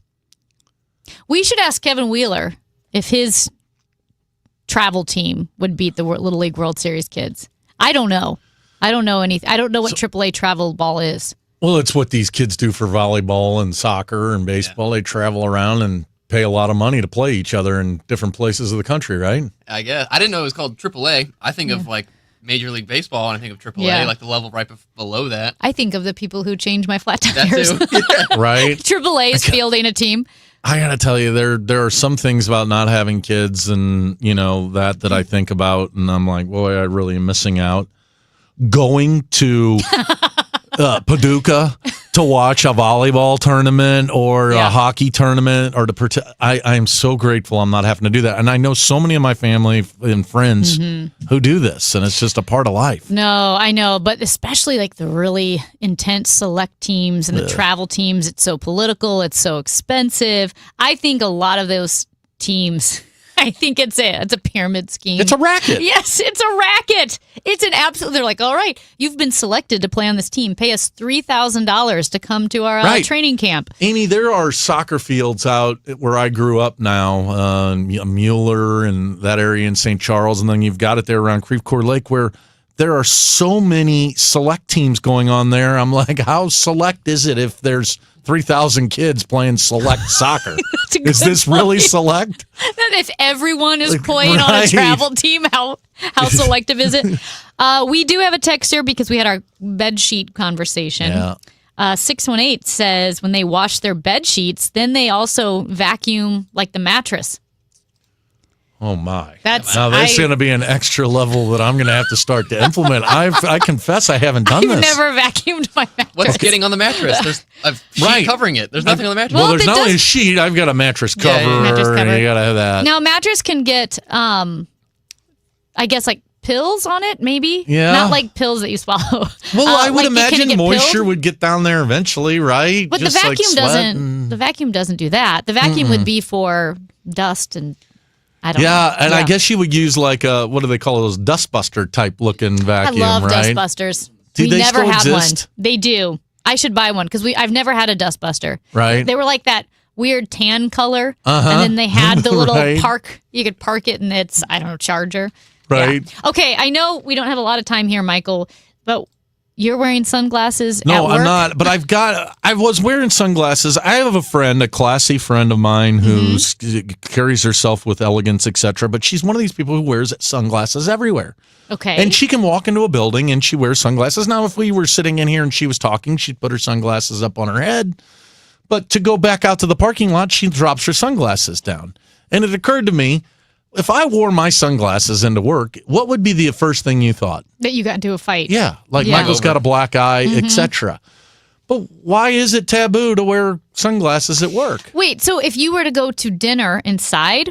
Last night was out at Westport Plaza, went to, what's it called, Basso, the new Basso out there, great place. I encourage people to walk in. I had my sunglasses on. I immediately took mine off. My friend was right behind me. She had her sunglasses on all the way to the bar, sat down, ordered a drink with her sunglasses on, and I thought, man, that's cool. I know. I can't do it. I think if I wore sunglasses in here, you guys would think that someone punched me. I would. I would be worried about violence. Yeah, you'd be like, I think you got hit, because it would look like I'm trying to cover something up. But I will say, I like doing what Matt said. When you go to the grocery store, you go to a restaurant, you wear your sunglasses in and you wear them for a few seconds just so everyone can see how cool you are. Right. And then you take them off. Now, Matt, is it not only cooler, but does it give you an opportunity to peruse the room and be like, oh, there's a hottie over there I'm going to want to check out later? Not the grocery store. I mean, if I'm walking into some place, it's on for seconds and then it's off, But I don't have a whole lot of time to peruse in that short amount of time. I will say in most pictures, if I'm outside, but especially all of my hiking pictures, I make sure my sunglasses are on because A, you're never squinting, your eyes aren't closed, it doesn't matter because you have your sunglasses on. B, you look cooler with sunglasses when you're outside. And C, it covers all my wrinkles. So I look younger, I feel like, with sunglasses. 3 single people sitting in this room together, and you read these articles, they say the grocery store is one of the greatest places to meet people. Have you ever communicated with anybody in the grocery store other than the people you're paying to leave? No. I've never stopped anybody in the grocery store and said, well, hello there. I don't even talk to the cashier sometimes. They don't say anything. They just scan and then say, What's funny is like $50. That's it. That's the only interaction. I don't even see, I grew up, out in Wildwood before it was Wildwood, but then when they finally put a grocery store in Wildwood when I was a teenager, because we had to drive to Baldwin. Ooh. I mean, that's the only Mean grocery streets there. Mean streets of Baldwin. Like, that was the only grocery store in Wildwood, and I never even saw people I knew. You know what I mean? I didn't even run into my neighbors. Right. And my mom would always say, where are our neighbors shopping that we never run into them at the one grocery store that's in Wildwood? I don't know. Yeah, but they're always like, you meet somebody at the grocery store. And every time I go to the grocery store, I never talk to anybody. I don't either. I think it's fraudulent. I've never had a desire to talk to anyone at a grocery store. No, and I don't know to hit on people at the grocery store, because if I did, I'm going to be really judgy about what you're buying. Oh. Like, what if you got Braunschweiger? If a girl has Braunschweiger in her basket. What if you ran into me? It could be Charlize Theron. You're leaving, man. I'm like, no, man. A cart of that stinks. Braunschweiger. And you just, hey, Amy. He's Michael Kelley. Guess who's next? Dale Schilly, St. Louis City SC Academy Director and broadcaster on Y98. It's the Chris and Amy Show on KMOX. It's time for a $98 AC tune-up. Do you have 3 ex-wives and your current trophy wife wants a life insurance policy 3 times the size of the policies you had to purchase for your previous mistakes?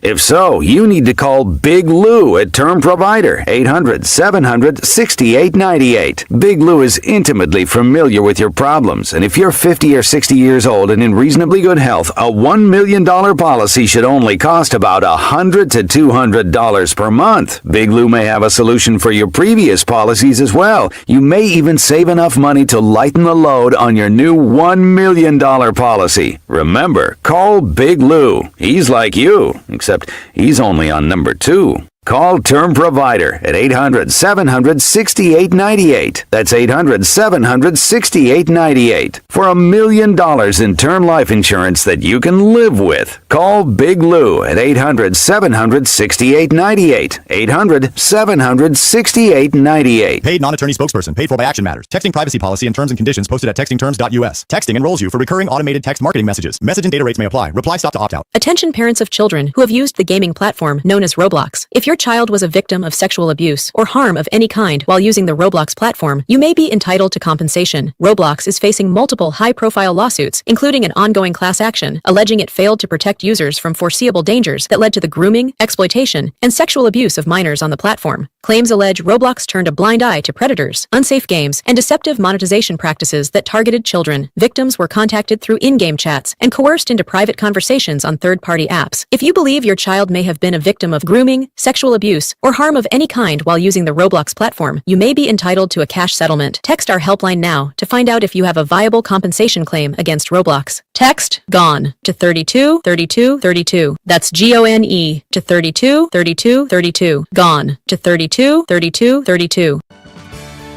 When we started Neovitin back in 2009, we wanted to create a multivitamin that we would take ourselves. That's why we use quality ingredients in our Neovitin Original Formula multivitamin. With over 20 vitamins and minerals, along with our physician-formulated proprietary blend, you can be sure you are getting the highest quality daily nutritional support. Give Neovitin Original Formula multivitamin a try for yourself. Find it at your local Schnucks, Deerbergs, and online at neovitin.com. Today, the Cards, the Cubs. Ameren Total Access 620. Cardinals Radio. 104.1 FM KMOX. Back into the left of the ball. Takes a breath. Right foot. He got it, baby! Sends St. Clair the wrong way. Heads right to the supporters section where he's swarmed by Forever City Redkits. The voice of Joey Zanaboni on our sister station Y98, and joining us now is his broadcast partner and St. Louis City SC Academy Director, Dale Schilly. Dale, how are you doing today? I'm great. How are you guys? Well, we're doing great, and I also want to say, fine job on the soccer showcase last night with Jen Cease at Hot Shots. I was listening. Good stuff. That was a fun show. It is a fun show. I appreciate it. And anytime you can get to sit down with Bill McDermott, you get to listen a lot. Mr. Soccer, right? That's Mr. Soccer's got some stories, and some of you heard before, some of you haven't, but it's always good spending time with Bill and hadn't seen him in a while. And JGR, Jake Erwood Reich, was out at Hot Shots last night with Jen. It was a good time. It is cool to always get Bill's perspective on soccer because he knows the history of soccer unlike anybody, and specifically what St. Louis has meant to soccer. Yeah, he's always got a reference. He can always compare something to something today or someone today to something in the past, and it always relates. There's always something there, and like you said, he knows the history. Just a good guy to be around to kind of know where we are. And we were talking about the Aston Villa game, and all of a sudden Bill starts rattling off starting lineups from international games that we had here 30 years ago. And of course he included his name in the middle of those lineups. So it must have been real. How was the crowd last night at Hot Shots? Yeah, they had a good crowd there and had a lot of enthused people, a lot of folks having a good time, coming over getting autographs with JGR. A couple questions from the audience. Some folks that I hadn't seen in a while that were old St. Louis FC fans that I knew back then, and it was a great crowd and an energized group. Dale, I'm going to ask you a question that. It's not fair. I don't think you can answer it. But you can just tell me I'm wrong. Sometimes when I go to a soccer game, I feel like soccer fans are a little uppity. I think because I think it's the European vibe, it's the scarves. And I say this lovingly because, a lot of soccer fans in my family, but also it's very different than another phrase I'm going to use tenderly, which is the Bluesers. You've heard of the Bluesers, the blues fans? Mm-hmm. Yeah, the Bluesers. It's a different vibe. Do you think soccer fans are different than Bluesers? Like they're a little more European. Are soccer fans more? There's a different vibe there. I'm trying to right. You don't have you can tell me I'm wrong, but I do feel like soccer fans come across as like almost more academic. So this is a good one because I have an opinion on this. Okay. So first off, I think our fans are the best fans in the league. It's incredible the way they support, they turn out, they continue to chant, sing. Stand during games. The level of enthusiasm is incredible. I do think St. Louis soccer fans in general are more knowledgeable about the game than fans across the league. And I think because of that, we're a little more discerning. We scrutinize coaches' decisions. We scrutinize decisions by the players, lineup choices. I think everybody, a good number of people in the stands are coaching, at some level. And when they're watching a game, they don't take their coaching hat completely off, and they watch the game from two perspectives, fans and as a coach. And when you're looking at the Blues games, I'm not sure that there's that same level of history not with the team, but with playing the game and coaching the game that you have on the soccer side. So I think when I go to a Blues game, I don't know enough about hockey to be analyzing it from a coaching perspective. So I cheer and I root and I yell and I enjoy the game from a fan's perspective. But I think from a soccer side, people have a longer history. So that's the academic piece. I don't think it takes away from their level of enjoyment. Or their level of enthusiasm or commitment. I just think they look at it with a different eye. Yeah, I noticed that when a couple of the games I've been to, the guys who, really seem to know soccer who sit around me are, oh, that was a good touch there, and what's he thinking? How come they didn't do this, etc. I've got a question for you. I've been to a couple games. I feel like I've been on the hottest day of the year when it was like 110 degrees. And I've been there on a day where it was 30 degrees. It felt like it was the middle of winter. soccer is such a weird sport that it spans over all these seasons. What do the players prefer? Would they prefer to be playing in the heat or the cold if they had to deal with one or the other? The cold. Yeah, 100%. They would much prefer to wear gloves than to have to take water breaks and hydration breaks because of the heat and humidity. It zaps you. You just cannot run. Imagine the teams that are playing on turf. I mean, the temperatures, the on-field temperatures, on turf fields, and some of the stadiums around the country are turf, and it's really hot and very difficult to continue to play. And if you're having to run 7 and 8, 9 miles in the course of a game in 100 to 110 degree heat index, that's very, very difficult. They would much prefer the cold, maybe not as cold as what we saw in the Bayer Leverkusen friendly a few years back, but they would much prefer the cold. All right.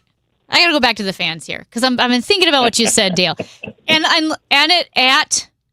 At Enterprise, you're going to see more mullets and Marlboros than you will at Energizer Park. Like, you don't see as many mullets or fee mullets, as we call them as well, at Energizer Park. But the Bluesers, I mean, long-time hockey fans, and for a long time, long-suffering hockey fans, right? Until the Blues finally won the Stanley Cup in 2019.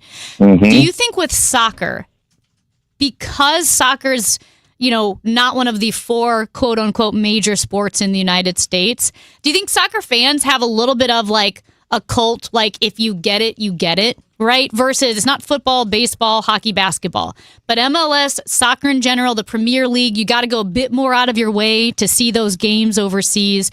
And if you're in the soccer world, it is a bit more like you get it. They get the sports maybe that the rest of the country doesn't see. Is that fair?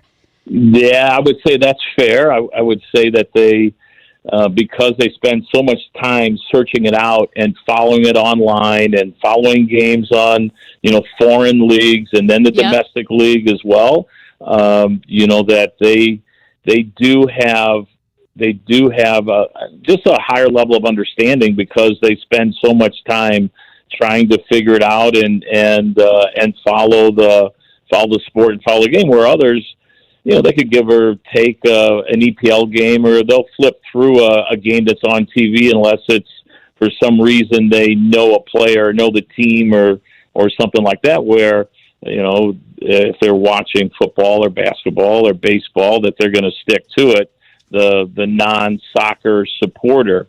But the supporter type that's really into the culture and into the sport, they're attracted to different leagues across the country, different levels of competitions. We spoke a little bit about that on the air before about, you got different leagues and you've got different competitions. You got the Leagues Cup, you got Open Cup, you got World Cup, you got everything going on at the same time. I'm still trying to explain to my wife the difference between a national team, and you could play for a national team in one country and still playing a league in a different country. That's an ongoing dinner discussion at the Shilley household. But it's riveting. A different vibe.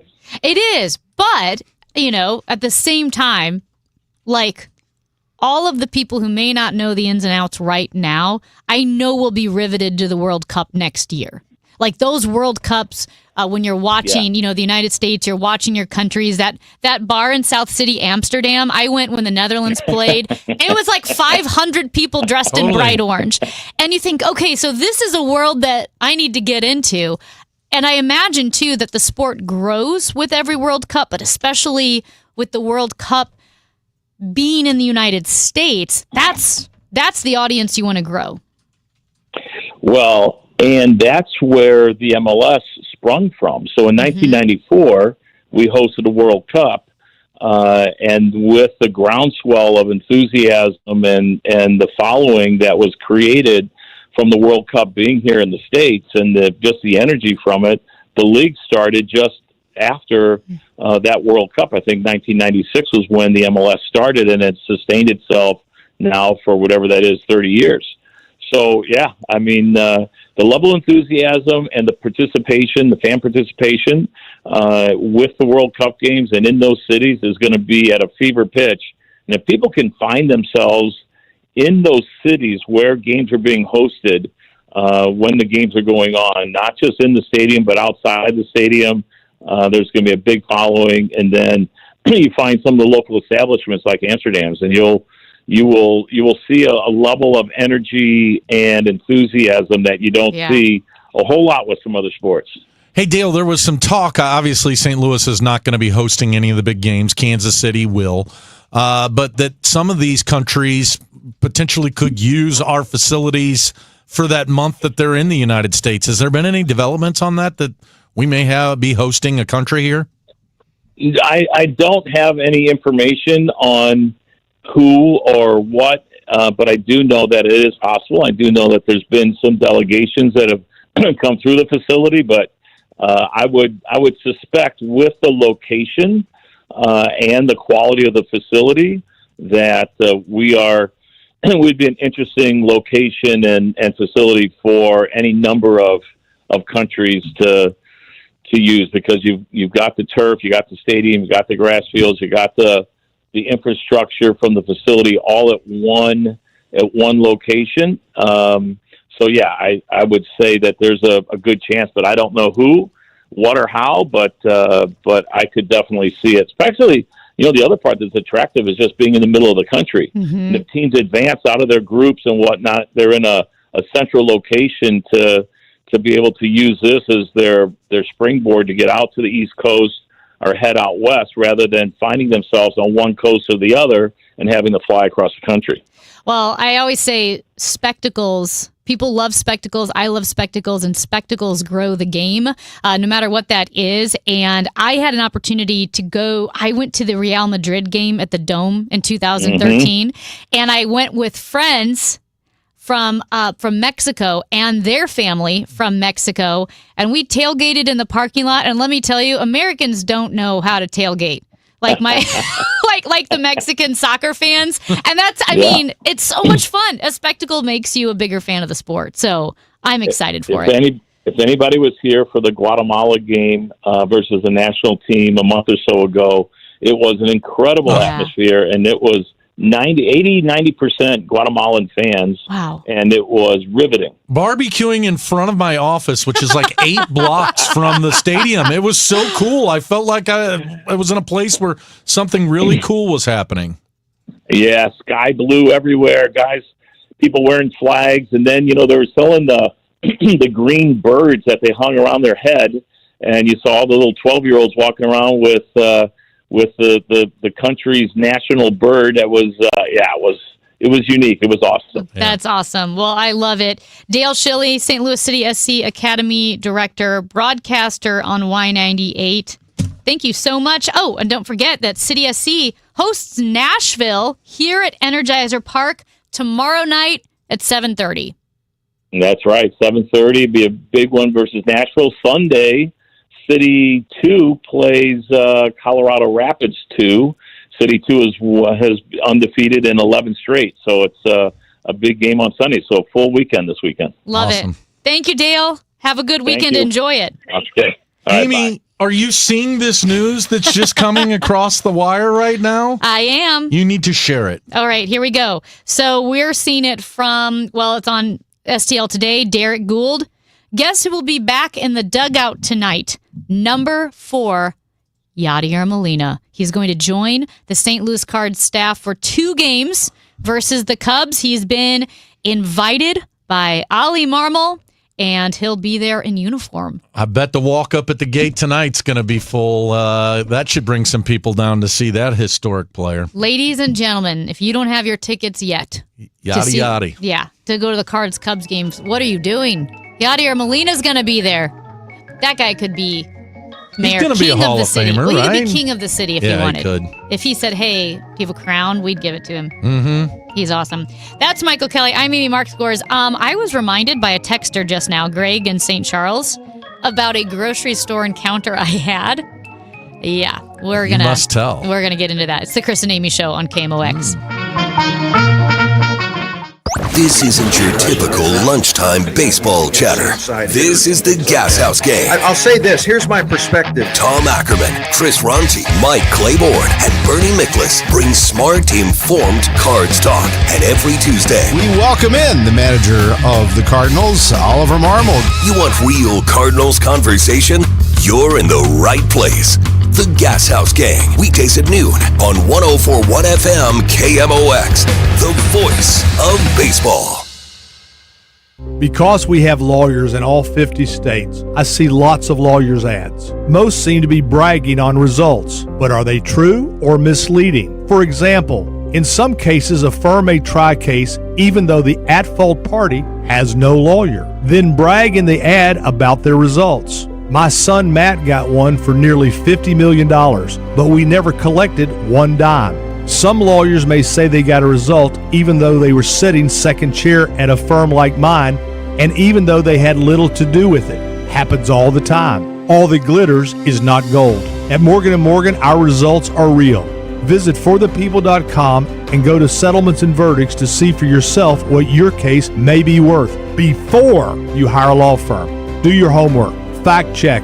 It's easy and too important not to. Morgan & Morgan, forthepeople.com. Injured? Dial pound law or visit forthepeople.com for an office near you. It doesn't take a lot to make a big difference. That's why we've teamed up with Jerry Kelley Heating and Cooling to bring you 100 acts of kindness. For the next 6 months, the Chris and Amy Show is challenging you to spread kindness in simple, meaningful ways. No big budget needed. Write a thank you note, help a neighbor, surprise someone with a smile. It all counts. Let's prove that kindness is contagious. Share your acts with us by using hashtag 100KindActs. Because a little kindness goes a long way. Is thinning hair or receding hairline making you self-conscious? Stop feeling embarrassed about thinning hair and start looking and feeling your best with Hair Grow by New Nordic. Available online at Amazon, Walmart.com, and NewNordicUSA.com, or in stores at your local CVS. Did you hear? A recent stash of $10 gold Liberty coins from the 1800s has been found. These gorgeous gold coins are as bright and shiny as the day they were struck in the late 1800s, and less than 200 of these gold coins are available. Coin experts are calling this gold find an incredible opportunity. Call 1-800-969-0686 and you are guaranteed a $10 gold Liberty coin minted by the U.S. Mint in the 1800s. But with extremely limited availability, you must call now. These gold Liberty coins from the 1800s are still in uncirculated condition. That is history you can hold in your hand. To learn more, call 1-800-969-0686. Call now and you'll receive a free American Coin Collector's Bonus Package, a $40 value, free with every order. Call 1-800-969-0686 now to secure your $10 gold Liberty coins dated from the 1800s before they sell out. That's 1-800-969-0686. Hey, it's Debbie Monterey in studio with Gloria Liu, broker, owner of Your Home Sold Guaranteed Realty and St. Louis's real estate expert. Gloria, while most agents make big promises, you're known for your upfront written guarantees. My name is My Promise. While many agents promise you an unrealistic sales price just to get your business, I'll provide you with an upfront written guarantee stating if I cannot sell your home for 100% market value, I'll pay you the difference. Gloria, that's what sets you apart from others and why I recommend you. Folks, why risk working with just any agent when you can work with the best? Gloria Liu guarantees your sale price upfront and in writing. Absolutely. And if I don't, I will pay you the difference. The agent you choose in this changing market matters and could cost you or make you thousands. Sell your home with certainty, confidence, and for 100% of market value, or Gloria will pay you the difference. Call 314-325-6888 or visit GloriaHasTheBuyers.com. That's GloriaHasTheBuyers.com. Gloria and seller must agree on price and possession date. Chris Ronchi, Amy Mark scores, because life is too short for boring radio. 104.1 FM KMOX. Michael Kelley, Amy Mark scores with you. We were talking about, why were we talking about grocery stores and hitting on people? I don't know, because they say that's one of the places, like the best place to meet a member of the opposite sex. Well, Greg texted in 314-436-7900, and he said, pertaining to the grocery store conversation today, I seem to remember exchanged numbers with a fella and ended up getting a booty call story from Amy when she was still with Charlie Brennan. Whoa. Am I Amy, you were in a booty call? I know. Boy, did that guy bark up the wrong tree. What happened? What happened? And Greg said, am I hallucinating? No, Greg, I completely forgot. So I was shopping and I was at Whole Foods, and this guy. There in the West End? Brentwood. Okay. And so I was in Brentwood at the Whole Foods, and this guy started talking. I forgot what he said. Like, oh, hey, hottie, look at those chips or crackers. I don't know. It was something benign. And we started talking, and he just moved here. His name was Alejandro. He just moved here from Florida. And so we were talking, and he was asking about, places to go and what's fun to do here.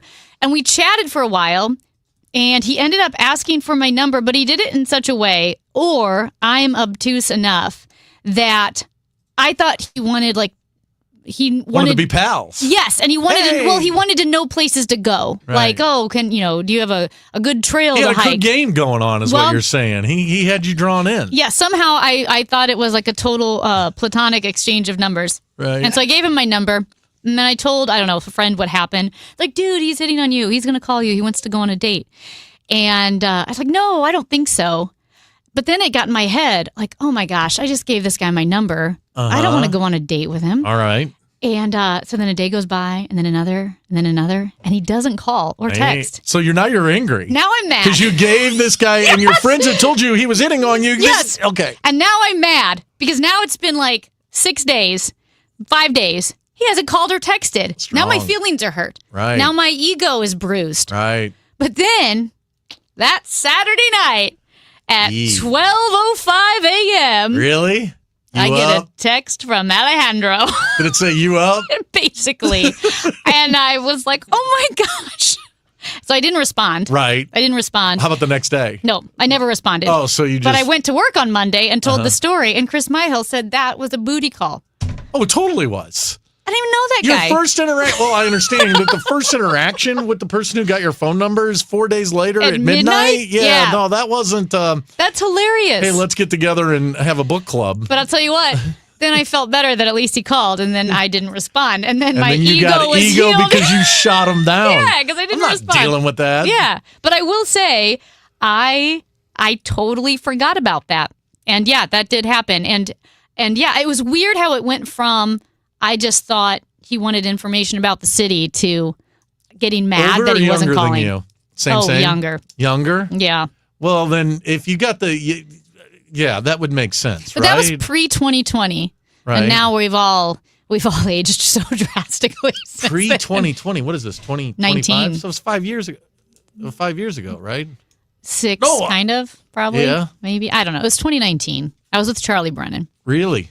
Mm-hmm. Yeah. So I guess Did you tell him, listen, I'm already dating somebody? It's Charlie Brennan. No, I didn't respond, remember? Yeah. His poor little booty call went unanswered.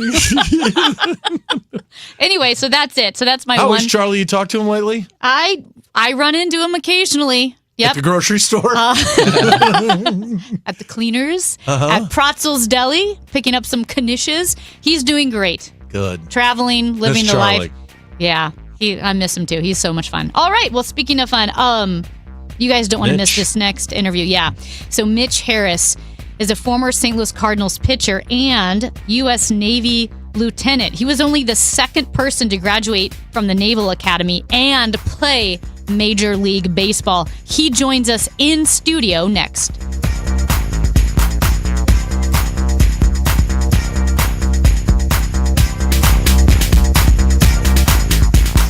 Is thinning hair or a receding hairline making you self-conscious? Try Hair Grow by New Nordic. Millions of men and women around the world trust Hair Grow. With its patented tocotrienol complex, Hair Grow naturally reduces inflammation in the scalp and is clinically proven to promote new hair growth and increase hair count in as little as 4 months. Stop feeling embarrassed about thinning hair and start looking and feeling your best with Hair Grow. Available online at Amazon, Walmart.com, and NewNordicUSA.com, or in stores at your local CVS. There's nothing like when you get that part from eBay and it just fits. Yeah, the first time. So you can do less of this and get right back to more of this. At eBay, you'll find all the parts you need Guaranteed to fit at prices you'll love.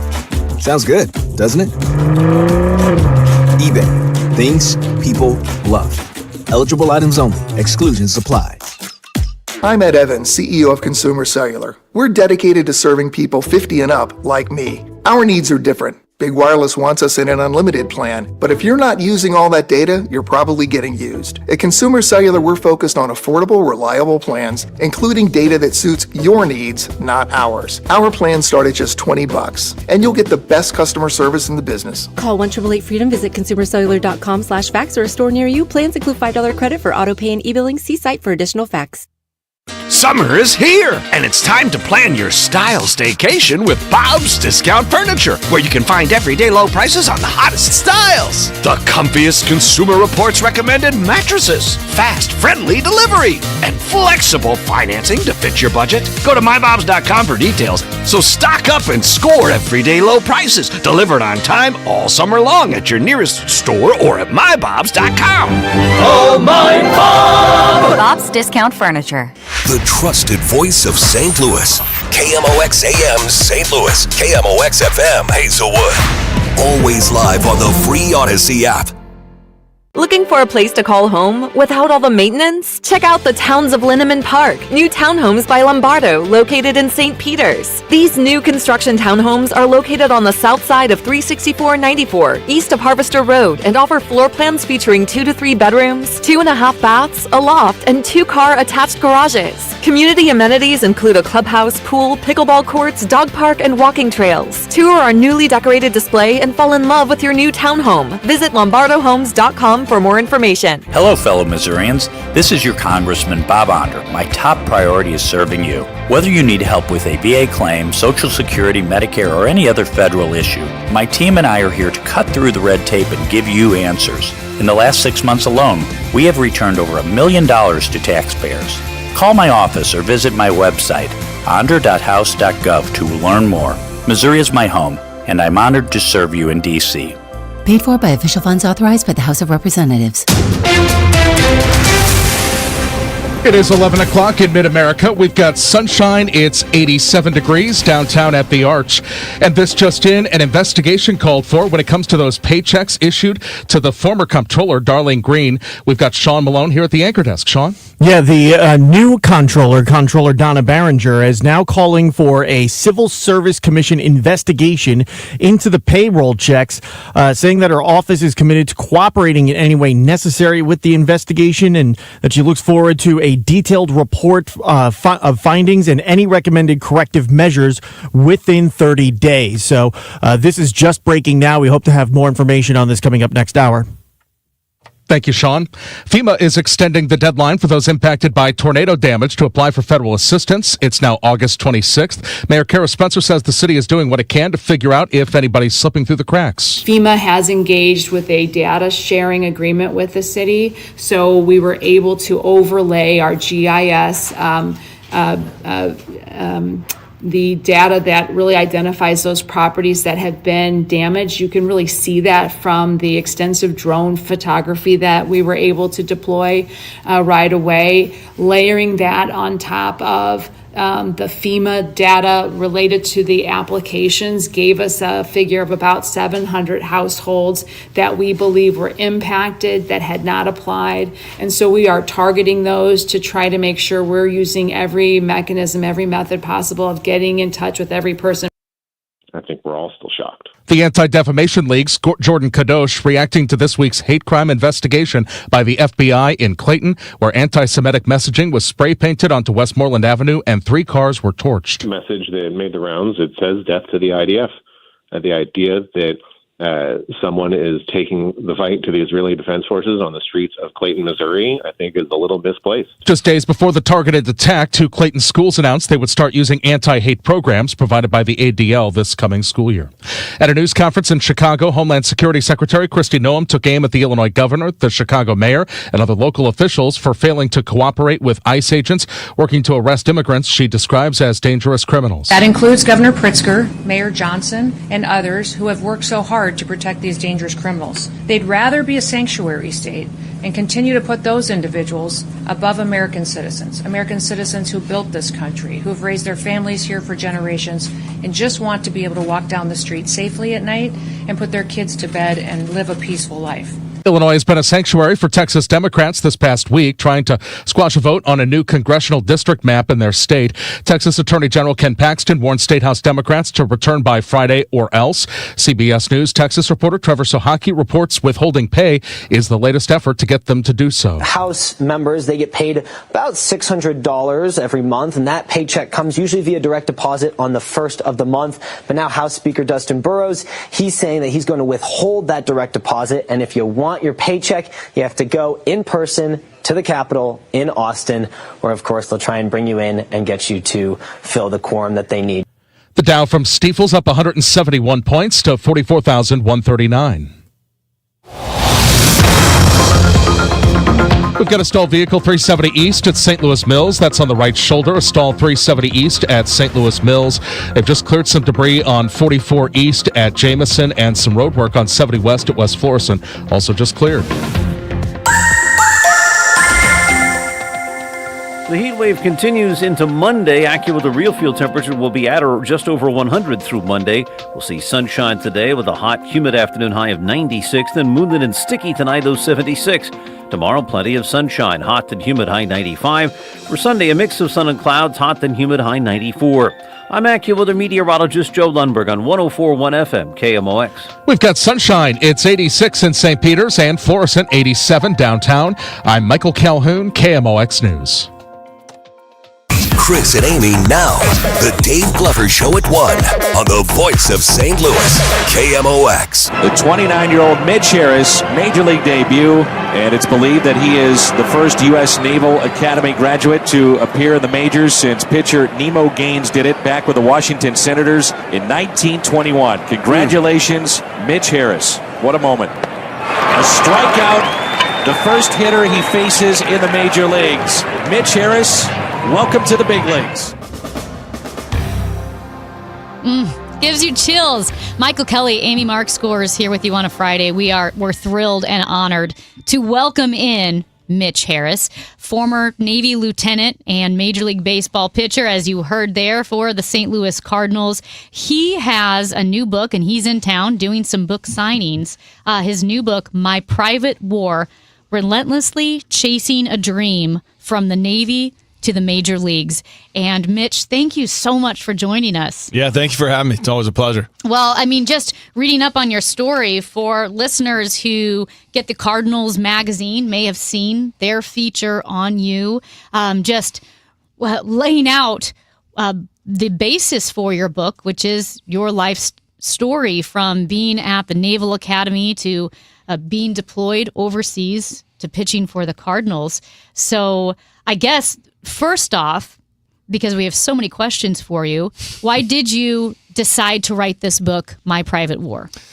Yeah, so initially it was because we had someone, come to us about potentially doing some film and getting some film rights, and that kind of went its own way. And I didn't want it to be Hollywoodized. I wanted to tell the full story. But then, in spring training, Matheny was like, "Hey, you need to be writing all this down." And I'm like, "What? Writing what down? This is just my story. This is just me." And he was like, no, you need to write it down. This is different. And so I did. I started writing stuff down. And then years later, I had a friend of mine came to me and he was going through some stuff that I didn't realize he was going through. And he made the assumption that, man, I got to go to the academy, got to be in the Navy, and got to the big leagues. Things must be just going just right in my life. And when he kind of said that, I thought, you have no idea. And it made me realize how many people just make the assumption that because you have success, because you achieve things that you want to achieve, that you didn't have to face adversity in life's challenges. And so that kind of lit a fire in me. And I said, I want to make sure that people understand that just because I've been able to achieve some things doesn't mean that I didn't have to go through adversity or face hardships. And it was exciting, but quite frankly, it had a weight on my shoulders to make sure that people understood that, man, if you're going through stuff, it's okay. Matter of fact, embrace it because it's developing you into a better person, and use that to get better and get through it and achieve the things you want to achieve. With so many Major League Baseball players, just like outstanding when they're younger, right? In high school, they already know this is the path I want to be on. So in high school, did you want to be a Major League Baseball pitcher? And if so, how did you end up at the Naval Academy? Yeah, so growing up in Atlanta, I can remember the days of just, going through the lineup and pitching against. I had a wall in our driveway, and I was pretending to be John Smoltz, also former Cardinal. I think everybody had a dream of playing professional baseball as a kid. But, in high school, I was just kind of an okay athlete. And I was actually recruited by the defensive coordinator for the Navy football team. And no, I didn't play football. Our head baseball coach was the assistant football coach. And so the defensive coordinator came to recruit our high school. We had a really good high school football team. And when he came by the baseball field to walk over to football practice, I just happened to be throwing a bullpen. He started asking questions. Next thing I know, I go on a visit to the Naval Academy, and I fell in love, and that's how I got there. So crazy route to get there, but it was definitely a blessing that I was able to go. But had you also been drafted? No, not out of high school. Not out of high school. Okay. No, wasn't near good enough in high school to get drafted. I was kind of a two-way player, third, first pitcher, but definitely not good enough to get drafted out of high school. So being a pro athlete wasn't even on your mind. You wanted to go to the U.S. Naval Academy and start your life that way. Yeah, I mean, I would take it a step further and say I just wanted to go to college and play baseball. Yeah. And I had a lot of smaller D1s and junior colleges and whatnot that were interested. And then out of nowhere, here comes this defensive coordinator and said, "Hey, you got any interest to go to the academy?" When does it hit you that, wow, I've got a skill set that could maybe make me a living, and here I am signed up for my military life? The middle of my sophomore year is when things really started to take a turn. That, all right, why is there 8 to 10 scouts at practice? And so that's when we started kind of figuring out, like, all right, we probably need to start asking questions, because next year I've got to sign our what we call the 2 for 7, meaning you sign saying that you're going to stay for 2 more years of service and 5 years of 2 more years of college, and then 5 more years of service. And so you sign that going into your junior year. Once you sign that, like you've committed. And so we were trying to figure out, like, okay, can we do both? I was saying, hey, tell me what to do. Wear my whites to and from the field and in any interviews or whatever. And, we were right in the middle of a war in 2008, 2009. And so at the time, they were kind of just, we'll see what happens, but we're not going to let anybody out right now. But you're a unicorn. I mean, I can only think of like David Robinson and a couple of other athletes like yourself who were in that military academy. You had nobody to lean on to help you. Yeah, and to be just frank, it made matters worse. There was a couple of football guys that kind of went about it the wrong way, and they were trying to kind of get out of it, and that didn't help. And so we were just trying to make sure people understood, like, hey, I want to do both. I learned what it means now to be here and to serve and to commit to something greater than yourself, and I want to be a part of that. But I also want to fulfill the commitment that I made to myself and to my family and my friends. That, man, I've got a goal of, taking it to the next level in baseball, and I want to see how far I can get. Yeah, and then again, just for the timeline, so you're at the Naval Academy. In 2007, you were drafted by the Braves in the 24th round. Your junior year, but the junior year is the year that you've committed. Exactly. You can now understand how this was a little bit confusing for everybody, because we're like, okay, now what? They the draft was a little bit different there. They could do what they call draft and follow. So the Braves basically told us, we're going to draft you because in case that you decide to get out, in case something happens, they change the rules. We want to own your rights, which meant a lot to me. But we also didn't have any answers. And so, we talked with, almost every big league club to kind of figure out what this looks like going into my senior year. And even leading up to the day of the draft, we didn't have a good answer. And so, quite frankly, we had no idea who was going to draft us. And so when the Cardinals did, I was ecstatic. And we brought up the 2 conflicts, because sometimes when someone in the Naval Academy, or I guess with the Army as well, if you have a pro contract, they might let you out a bit early. That's right. And you applied twice for that, and they said, sorry, we've got the war in Iraq, we've got Afghanistan. That's right. Were you then deployed as well? Yeah, so and to touch on the first piece, they had a policy called the early release policy, which meant you did 2 years of active duty. You get your surface warfare pin or whatever that pin is, or qualifications that you get when you first start in the military as an officer. And then you can do an extended reserve time. So essentially, instead of your rest of your 3 years of active duty, they basically extend your reserve time and make you do maybe 5 or 7 years in the reserves to make sure you're fulfilling your commitment. And so we were basically like, hey, well, let us know how we can work this out. You just tell us. And obviously, they put that on hold and basically just said, we're not going to do that right now. But yeah, so got to my first ship, ended up going on 3 deployments in 4 years. Went to 30 countries before I was 26. Got to see the world. And loved it. Absolutely loved it. It was really cool. Yeah, this is something you wanted to do. You signed up for it, but did you have a little bitterness as well? I think it was. Yeah, I think that's probably the word I would use. It was frustrating that as an 18-year-old, 19-year-old, you're thinking, well, they recruited me, right. And then as you grow up, you realize, like, man, yeah, but look at what you're going to be a part of. Look at the group of people that you get to attach your name to, the people who went through the academy and all the history there. And it started to kind of dawn on me what that meant. And now my mind changed to, like, man, how do I even compare to that? Like, how do I compare to those names? And so it really made me want to serve and lead. And some of the best days were being able to lead the men on our ships. The 2 ships I was on were all men ships. There was no females other than some of the officers. So the men that I got to lead, that was some of the best times over the years that I can remember. So we're speaking with Mitch Harris, who pitched for the Cardinals, former Navy lieutenant, and you talked about that tension between you're serving with the U.S. Navy, but also you could be pitching in Major League Baseball, and you earned a name for yourself. You were on the USS Ponce, and you had to keep your skills up, and there was a cook on the ship, Victor Nunez. That's right. Can you share that relationship and what it was like on that on that ship? Well, people ask all the time, like, how did you stay in shape? And it's like, well, I didn't. And so I told myself going into this that, if I just keep my body in shape, then, when I do have the opportunity that I could work on my arm, I didn't have to worry about anything else in my body breaking down.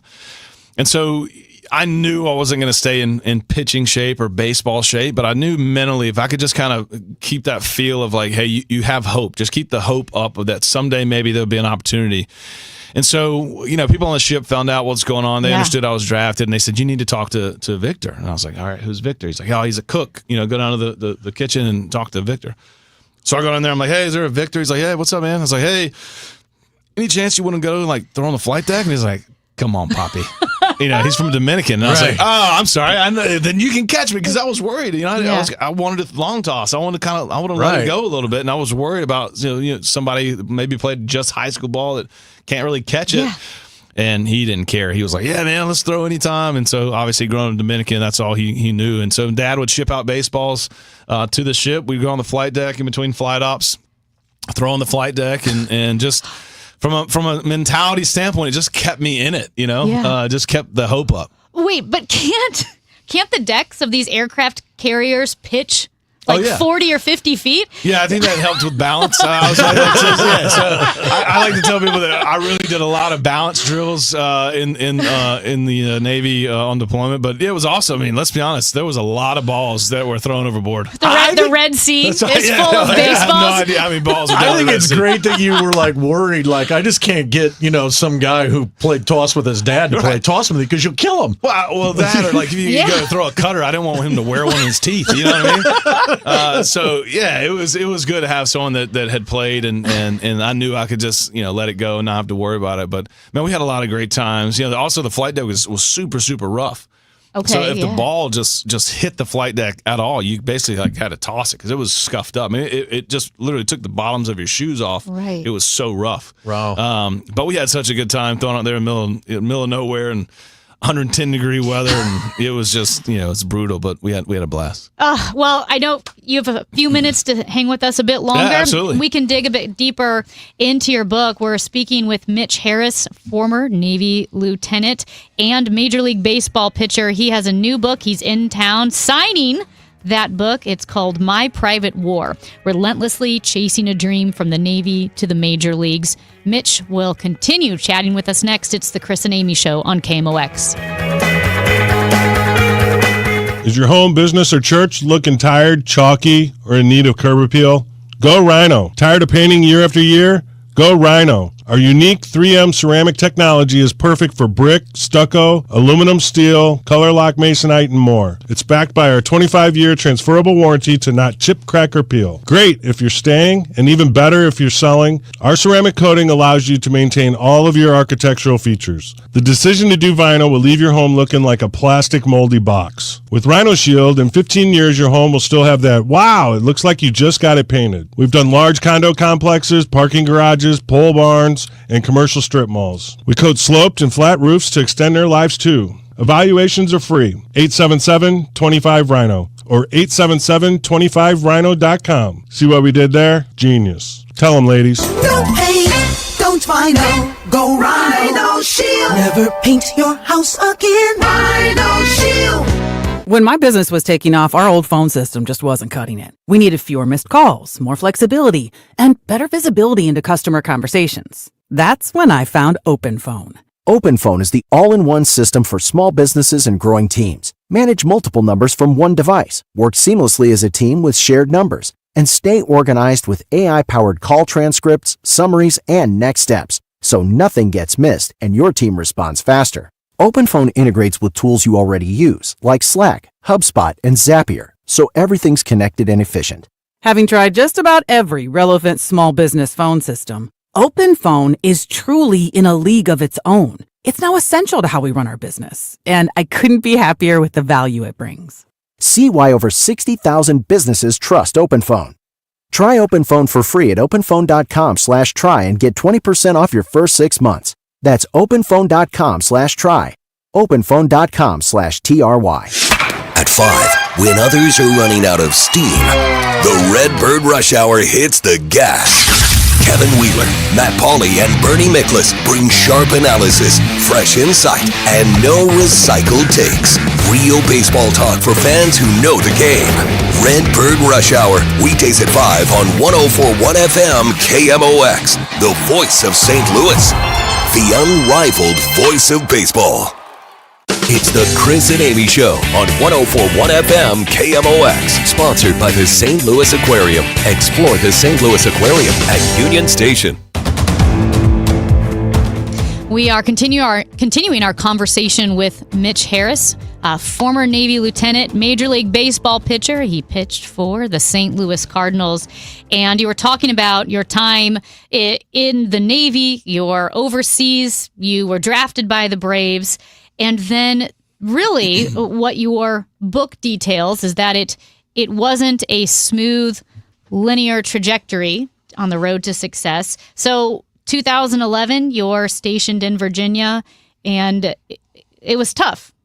Yeah. I'll let you let people know. We were talking obviously beforehand how, for me, it was the reason I wanted to write this book was because I just felt like in today's world, everybody lives on social media. Everybody's looking at, this person's life's great, and they've done this and they've done that, and you don't see the reality of life. Mm-hmm. And so I wanted to write the book so that people could read and see that just because people achieve things and accomplish things doesn't mean that they didn't have to face adversity. They didn't have to go through things that were really tough.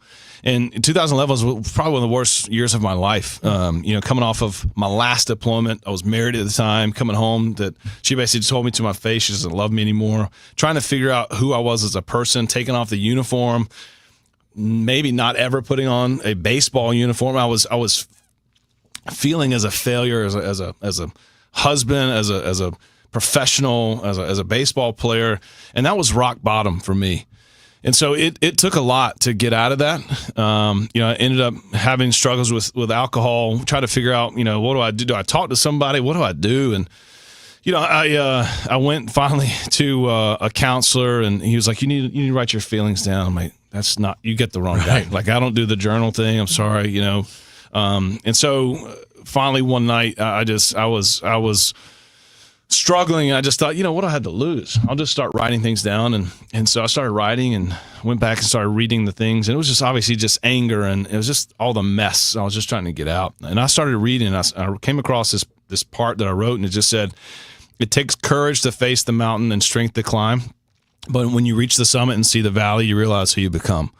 And I thought, wow, what is this I'm drinking? It's really good. Like, it's great, insightful. Yeah, and so I jokingly say that, but I stopped what I was doing, and naturally in a military town, there's a tattoo place super close by, and so I went there and told the guy, I said, I want you to put this on my ribs. I don't ever want to forget the depth of which I'm at right now. And to this day, it's on my ribs, because I don't ever want to forget where I came from and what I had to go through. And all that culminated in one day where, I was just in a dark place, just trying to fill that void with anything I could, and packed a bag. And long story short, my last thing I packed was a 1911, 45 caliber pistol that I had. And I tell people that because I'm not saying I was going to commit suicide, but I don't know. I wasn't in the right headspace. I was just so lost, trying to figure away which was up and which was down. And I walked to my truck just to get out of the house, just to try to escape the thoughts I was having. And when I went to the door of my truck, I went to grab the door handle, my mom called. And that shook me, and it was what really changed my life, because from that moment is when I said, okay, I'm going to get myself out of this rut. I can't live this way. I'm going to use all this as motivation, as a fire under me to achieve the things I want to achieve.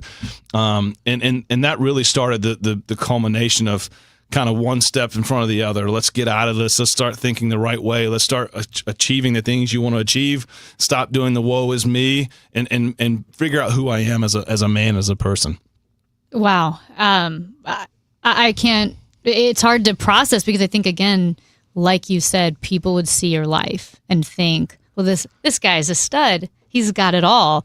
But at that moment, feeling low, feeling like a failure in all those different areas of life. So what were those first steps of getting out of that dark place? Yeah, the biggest was not staying in that loneliness, in that isolation.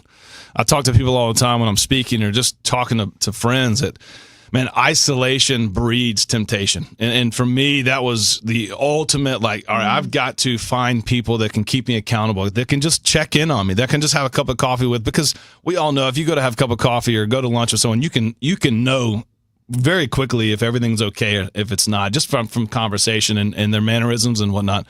And so I said, all right, I'm going to at least go be in front of people and get out. And so that was the first step. And then it started to, hey, I'm not okay. I need to talk to you about this. I need to go see this person. I need to go do some things. And quite frankly, it was then being active. And then it was like, okay, well, what goals do I have? What do I want to accomplish? And then it started to then build on each other, and one step at a time. And, and like I say, it was win each battle that I face, and each battle, you stack that on top of each battle, and you win one here, win one there, and next thing you know, you're gonna win the war. When you're in that place, it's horrible, right? Oh, You're trying to fight. When did you get to a place where you knew, like, wow, I'm past this, and I have something that can help somebody else?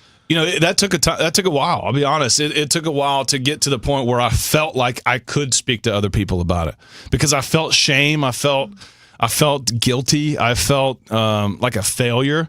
But man, I tell you, my faith is what helped me, because the foundation of that was like, all right, God, I can't do this by myself. Like I need some help here. And man, it really hit me when there was a couple of days where I felt like, man, I'm having a couple of good days back to back to back, and I'm starting to kind of see the light at the end of the tunnel. I'm starting to realize, like, you know what, the things that I'm hearing, that's not my words. That's somebody else's words that they're projecting on me, and that's not who I am. And understanding who I was at the core really helped me kind of step that way. And I had someone call who was going through something really difficult.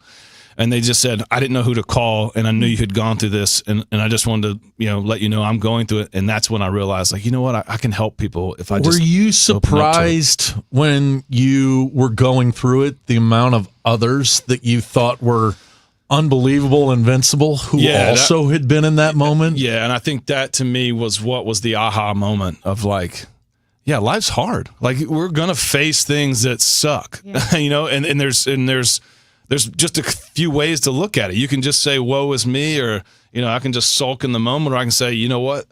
I'm gonna weather this storm, but man, when I get on the other side of this thing, it's gonna make me an even better person. And now I can look back and say, man, look who I've become because of the things I've gone through.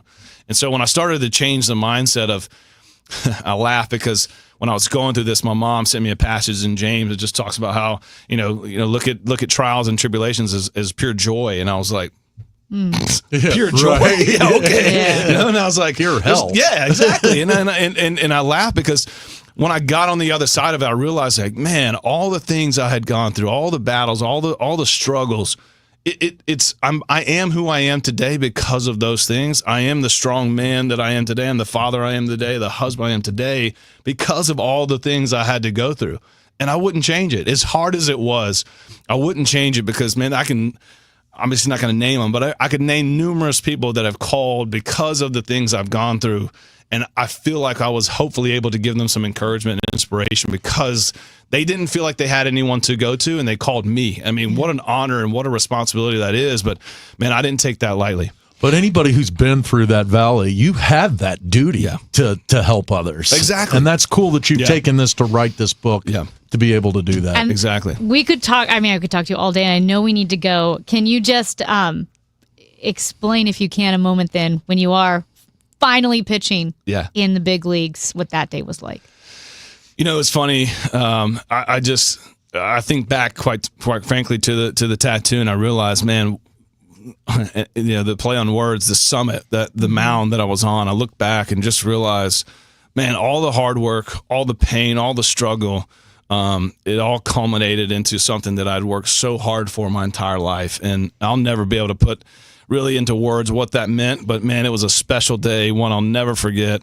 And especially being able to put the birds on the bat on my chest was something I'll never forget. Well, it's awesome. And you need to say hi to your old teammate, Yadier Molina, who's in town this weekend. We just found that out. He'll be in the dugout for at least 2 of the Cubs-Cardinals games. So we'll have to go say hi to Yadier, a reunion there. This is Mitch Harris. Again, he was in the U.S. Navy and pitched for the St. Louis Cardinals in Major League Baseball. He has a new book, My Private War, Relentlessly Chasing a Dream from the Navy to the Major Leagues. Mitch, thank you so much. It was an honor to talk to you. Really enjoyed it. That's Mitch Harris. He's Michael Kelley. I'm Amy Mark Scores. It's the Chris and Amy Show on KMOX.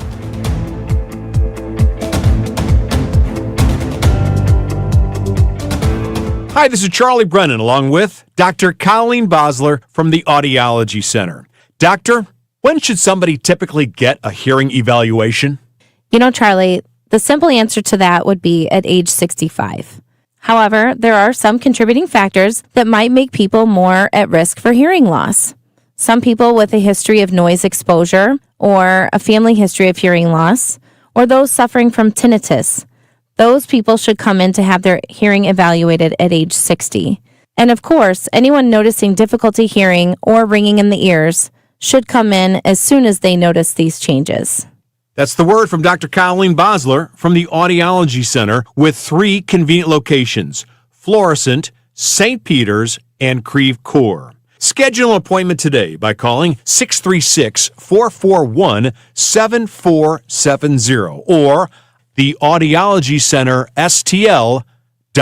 This is a special alert to all Americans who own a vehicle with less than 200,000 miles with an auto warranty about to expire or with no warranty coverage at all. Due to a decline in the economy, CarShield is announcing a low-cost month-to-month vehicle protection plan that is now available to the public to save any driver out-of-pocket expenses on future auto repairs. Call now to find out how you can pay almost nothing for covered auto repairs. Yes, you heard that correctly. Pay almost nothing for covered auto repairs. An open phone line has been established for all drivers to call for a free quick quote. Call 800-220-6409 now. Drivers who are covered will not have to pay for covered repairs again. This protection plan is at an all-time low. Additionally, drivers who activate this vehicle protection today will also receive free roadside assistance, free towing, and car rental options at no additional cost. Call us for your free quick quote today. 800-220-6409. That's 800-220-6409. What do you have to lose? Call 800-220-6409. Again, 800-220-6409. My house has a new glow. I love my windows.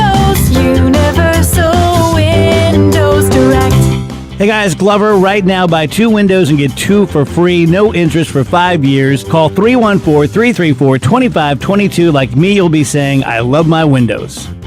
I love my windows. They've got that brand new home effect. Universal Windows Direct. You've got a ton of equity in your home. You're sitting on a gold mine, and you could do so much with all that cash, like travel, invest it, or pay off debt, but you can't touch it unless you sell your home. But you really don't want to move. And besides, homes are sitting on the market for a long time these days. You're trapped, right? Well, not with TrueHold. With TrueHold, you can cash out your equity in as little as 30 days. And listen, you don't have to move. You can stay in the home you love as a renter. So that's TrueHold's Sell and Stay program. You cash out your entire home's value and stay put. TrueHold even covers property taxes, property insurance, and essential repairs. So imagine using that equity to travel, invest, or pay off debt and stay in your home. It's brilliant, especially in this slow market. You get an all-cash offer now by calling 1-855-300-9993. You can also visit TrueHold.com, the smarter, faster way to cash out on your home's value without moving. That's TrueHold.com. Calling all future sportscasters. Sharpen your skills and learn from the best of the Missouri Broadcasters Association Sportscasters Forum, Tuesday, September 16th in St. Louis. Join Cardinals beat reporters, broadcasters, and the legendary John Rooney, the voice of the Cardinals, for insider sessions on play-by-play, interviewing, reporting, and more. Then cap the day with a Cards-Reds game at Busch Stadium. Open to college students and broadcasting pros. Just $10 for students, lunch, and a game ticket. Space is limited. Register by September 2nd at MissouriBroadcasters.org. Cards manager Ollie Marble joins the Gas House Gang every Tuesday at noon. Sponsored by Siteman Cancer Center on the voice of the Cardinals. 104.1 FM, KMOX.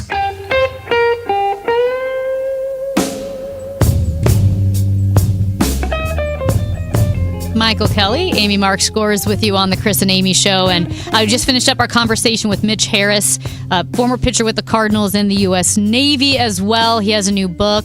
And if you missed any of that or any of this conversation, you can listen on the Odyssey app, Rewind Live Radio, or you can download the Chris and Amy Show podcast, especially if you get any information that you want to hear again to make sure you've got all the dates right, which I think you might, because we're welcoming in now Camille Brooks, Director of Programming and Events with the Gateway Arch Park Foundation. She is here to let us know all about the Blues at the Arch Festival, which returns this weekend. By the way, they had their first event last night at the Blues Museum, and it was sold out. Sold out. Already crushing it. Yes, it was a wonderful evening with Jeremiah Johnson. Great way to celebrate the National Blues Museum and all the history that they tell there. Good kickoff for the weekend. That's awesome. So tell us about the Blues at the Arch Music Festival, that 10th anniversary this year? Yes, 10th anniversary. So Gateway Arch Park Foundation, 10 years ago, started this partnership with the National Blues Museum to celebrate them coming to St. Louis. And what better place to have a music festival than on the then newly renovated Arch grounds. We have a beautiful setting with the natural amphitheater overlooking the Eads Bridge. And so we built this stage, and it's free to the community. Music on Friday, Saturday, and Sunday this year. That's awesome. I just said off the air, I was just talking to someone about the history of blues and jazz and St. Louis's rich history. It was Jim Belushi. That's who we were. That's who we were. I don't want to brag. Oh, sure, we all have conversations like that. So this is on the north arch of the north leg of the arch that this festival takes place on. Yes, and the North Gateway is what we affectionately call it. So right at the butt up, right to the Eads Bridge. So if you were going to get off the Metrolink stop, you'd get off there. And you walk out, and literally it's beautiful. So you see the arch in the background. Yeah. And do I need tickets? You don't need tickets. It's free. It is free to everybody, thanks to our sponsors, the Stewart Family Foundation. Great dude, yes, Mr. Stewart. Very much so. So we appreciate them. And that allows us this year to extend the music. Like you mentioned, we started yesterday on Thursday, and we're extending all the way through Sunday this year. So we've got a good lineup. So tonight they'll be playing, tomorrow and Sunday. What time? Where can I get all this info? Yes. So tonight it is on the North end of the park grounds from 5 to 8. And then tomorrow, 12 to 8, we also have a market that'll take place in the Catherine Wardburg Garden, just on the other side of the East Bridge, with some more performances and vendors.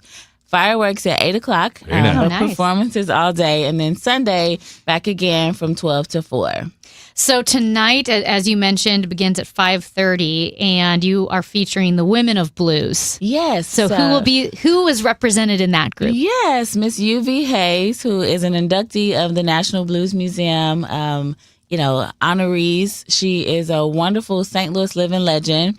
And we love to have her. I mean, she's been one of our favorites over the years, and that was kind of the goal this year, was to bring back some of the favorites of the last 10 years, and she'll bring some friends as well. Nice. Awesome. And tomorrow, you've got a whole lineup beginning with Miles Lacey. Yes. What do we need to know about Miles? Yeah, I heard you mentioning Miles there. So Miles is 12 years old. He's headed to the 7th grade next week.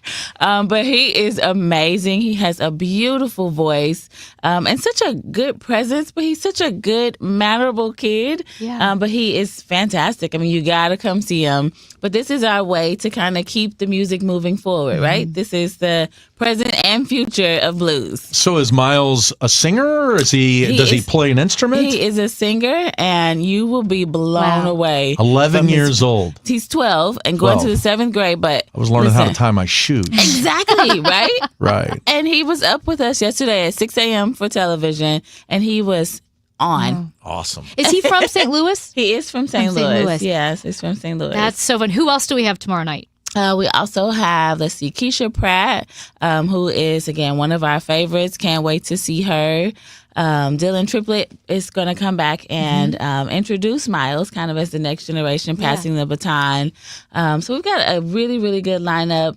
Again, fireworks, so I'm excited about those. We always end the night with fireworks on Saturday. Now, I know with the national and regional artists, you'll have featured. You also have local food vendors, so people can come hungry. Yes, so we have lots of food trucks this year. So want to make sure that people have the ability to try lots of different things. We've got some food and beverage vendors. Norwal's always comes out with their frozen beverages, which is good on a warm summer day. And then Poor Decisions, Chillax, like a lot of different ones. And then we've got tacos, turkey legs, burgers, you name it, it'll be there.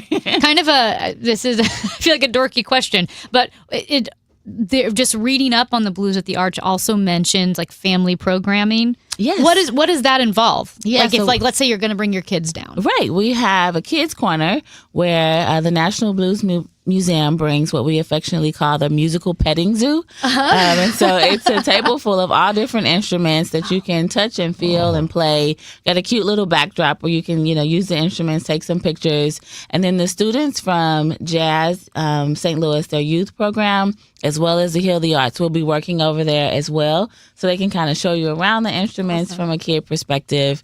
And again, the food, the vendors, the market, all of that is family friendly. That's awesome. I was thinking, Michael, of your co-host, John Hancock. Yep. And he was talking about his 4th grade teacher, Miss Nichols, I believe, and how she's the one that introduced him to the piano in 4th grade.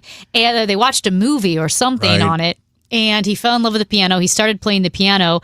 And that's his heart is in the piano, and he helped restore the Scott Joplin house, right? Because ragtime is his favorite music. So the Scott Joplin house that we have, the historic marker of it, is because John Hancock was so passionate about Scott Joplin because his 4th grade teacher introduced him to the piano. Yeah. And we also have the Scott Joplin tie, and we have the blues tie, and this is what St. Louis needs to be capitalizing on. People always say, oh, what's so great about Nashville? You know what Nashville did? They leaned in on some of the stuff that made them good. Exactly. And they made it great. Yeah. And we can do the same with blues. Absolutely. We did add this year a history walk along the grounds. So you can scan some QR codes, learn about different, just things about blues that you didn't know, like the old rock house that used to live on the Arch grounds and is replicated in the museum right now. Rock House Annie, and a lot of different things. So come down, learn a few things, hear some good music, eat some good food. Now, I know last year you had over 15,000 attendees Yes. at the Blues at the Arch. And what's the premium experience Yes. that I've heard about? Yeah. So Saturday and Sunday, you can purchase tickets online. They're still available. You can also purchase them in person when you're there.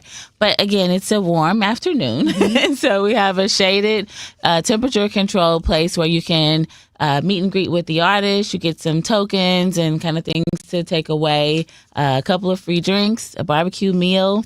And some reprieve from the sun a little bit. VIP. Yeah, so elevate your experience that way. That sounds like a ton of fun. So you can get those tickets and get more information at archpark.org/blues. Absolutely, yes. archpark.org/blues. Yes. What else do you want people to know about the festival? I mean, just, about the foundation, in general. This is our mission. This is our goal, to bring people down to St. Louis, downtown, to the Arch grounds and surrounding areas. And things like this are made possible and continue to be free because of our sponsors, because of our donors. So learn more about our mission. Come down, hang out with us, but support so that we can continue to do things like this. Because you guys bring us the ice rink later in the Christmas time and the winter stuff that we do downtown. You're doing the Lord's work for St. Louis. Thank you. I appreciate it. Well, I love it. And we talk about the deep music roots in St. Louis. When people even like nationally talk about jazz, right? Like New Orleans comes up and they think of that. Yes. Where is St. Louis's place when it comes to blues? Like, where would you put us? I think we're right in the top, 2 or 3, honestly. A lot of these people things were rooted here. The music was rooted, maybe, down south a little bit, but St. Louis has its own version of, you think about the Muddy Mississippi, and there's like the Muddy Blues, so it gets a little more gritty here. But we've got some really, really good historians who are right here in St. Louis, and then you start to see the marriage of Chuck Berry and other, come together. So, that's the thing. So you have Chuck Berry, you have the creation of rock and roll, but Chuck Berry was pulling from the blues. Absolutely. The blues in St. Louis gave birth to so much rock and roll. Right. Absolutely. And that's what we want people to understand, it is kind of the mother of music. Yeah. And that's what our history walk is telling, kind of how it's rooted in the beat, but those beats then gave birth to a lot of other things as well. So, it's fun. It's history. It's living history. Yeah. What a good weekend to be in downtown St. Louis. You got Cubs cards going on, which will have a lot of people. You have the Blues Festival that's free. Right. Fireworks on Saturday night. City's playing. You can have a staycation right here in St. Louis this weekend. The whole weekend downtown. That sounds like fun. Well, thank you so much again. Okay, I'm going to give that website, archpark.org/blues, archpark.org/blues for more information. As Camille mentioned, last night was sold out at the Blues Museum, but you still have tonight, Saturday, and Sunday to take part in the Blues at the Arch Festival. Come hungry, get lots of food. Thank you so much, Camille. We appreciate it. Absolutely. Thanks for having me. Hope to Good see you guys. That is Camille Brooks, Director of Programming and Events with the Gateway Arch Park Foundation. Blues at the Arch Festival returns, started last night. It goes all weekend. It's their 10th anniversary. You don't want to miss it. It's the Chris and Amy Show on KMOX. Many of you know that my inspiration for becoming an accident attorney was my brother Tim, who was rendered a quadriplegic at age 18. I didn't know what a personal injury lawyer was or what they did, but I soon did. Tim was treated terribly by the insurance company, and I became enraged. It was a constant delay and deny. I'm John Morgan of Morgan & Morgan. Tim later worked with me for 27 years. Last year, my hero died at age 65. You can see my eulogy for him by visiting mybrothertim.com. He was one hell of a man. Because of Tim, together we built the largest injury firm in the world, and our clients are treated the way I would want my family to be treated. At Morgan & Morgan, nobody is a nobody and everybody is a somebody. If you need our help, visit forthepeople.com on your phone or computer. See you soon, Tim. Morgan & Morgan, forthepeople.com. Injured? Dial pound law or visit forthepeople.com for an office near you. I'm Ed Evans, CEO of Consumer Cellular. We're dedicated to serving people 50 and up like me. Our needs are different. Big Wireless wants us in an unlimited plan, but if you're not using all that data, you're probably getting used. At Consumer Cellular, we're focused on affordable, reliable plans, including data that suits your needs, not ours. Our plans start at just $20, and you'll get the best customer service in the business. Call 1-888-FREEDOM, visit consumercellular.com/facts or a store near you. Plans include $5 credit for auto pay and e-billing. See site for additional facts. Summer is here, and it's time to plan your style staycation with Bob's Discount Furniture, where you can find everyday low prices on the hottest styles. The comfiest Consumer Reports recommended mattresses, fast, friendly delivery, and flexible financing to fit your budget. Go to mybobs.com for details. So stock up and score everyday low prices, delivered on time all summer long at your nearest store or at mybobs.com. Oh, my Bob! Bob's Discount Furniture. Hey guys, Glover here for my friends Mark and Neil Gelman of eXp Realty. If you need to sell your home to buy a new one, it's never been more important to have an experienced negotiator that you can trust. You need my friends Mark and Neil Gelman on your side. 314-336-1991. Go to thegelmanteam.com. Currently, it is 90 degrees, real feel 105, hot and humid, lots of sunshine, a high today of 95, clear to partly cloudy and humid tonight, low of 73. Heads up for those who are sensitive to this, but the air quality right now is unhealthy, so that's not great. Weather sponsored by Renner Garage Door, forward and back, RENNER.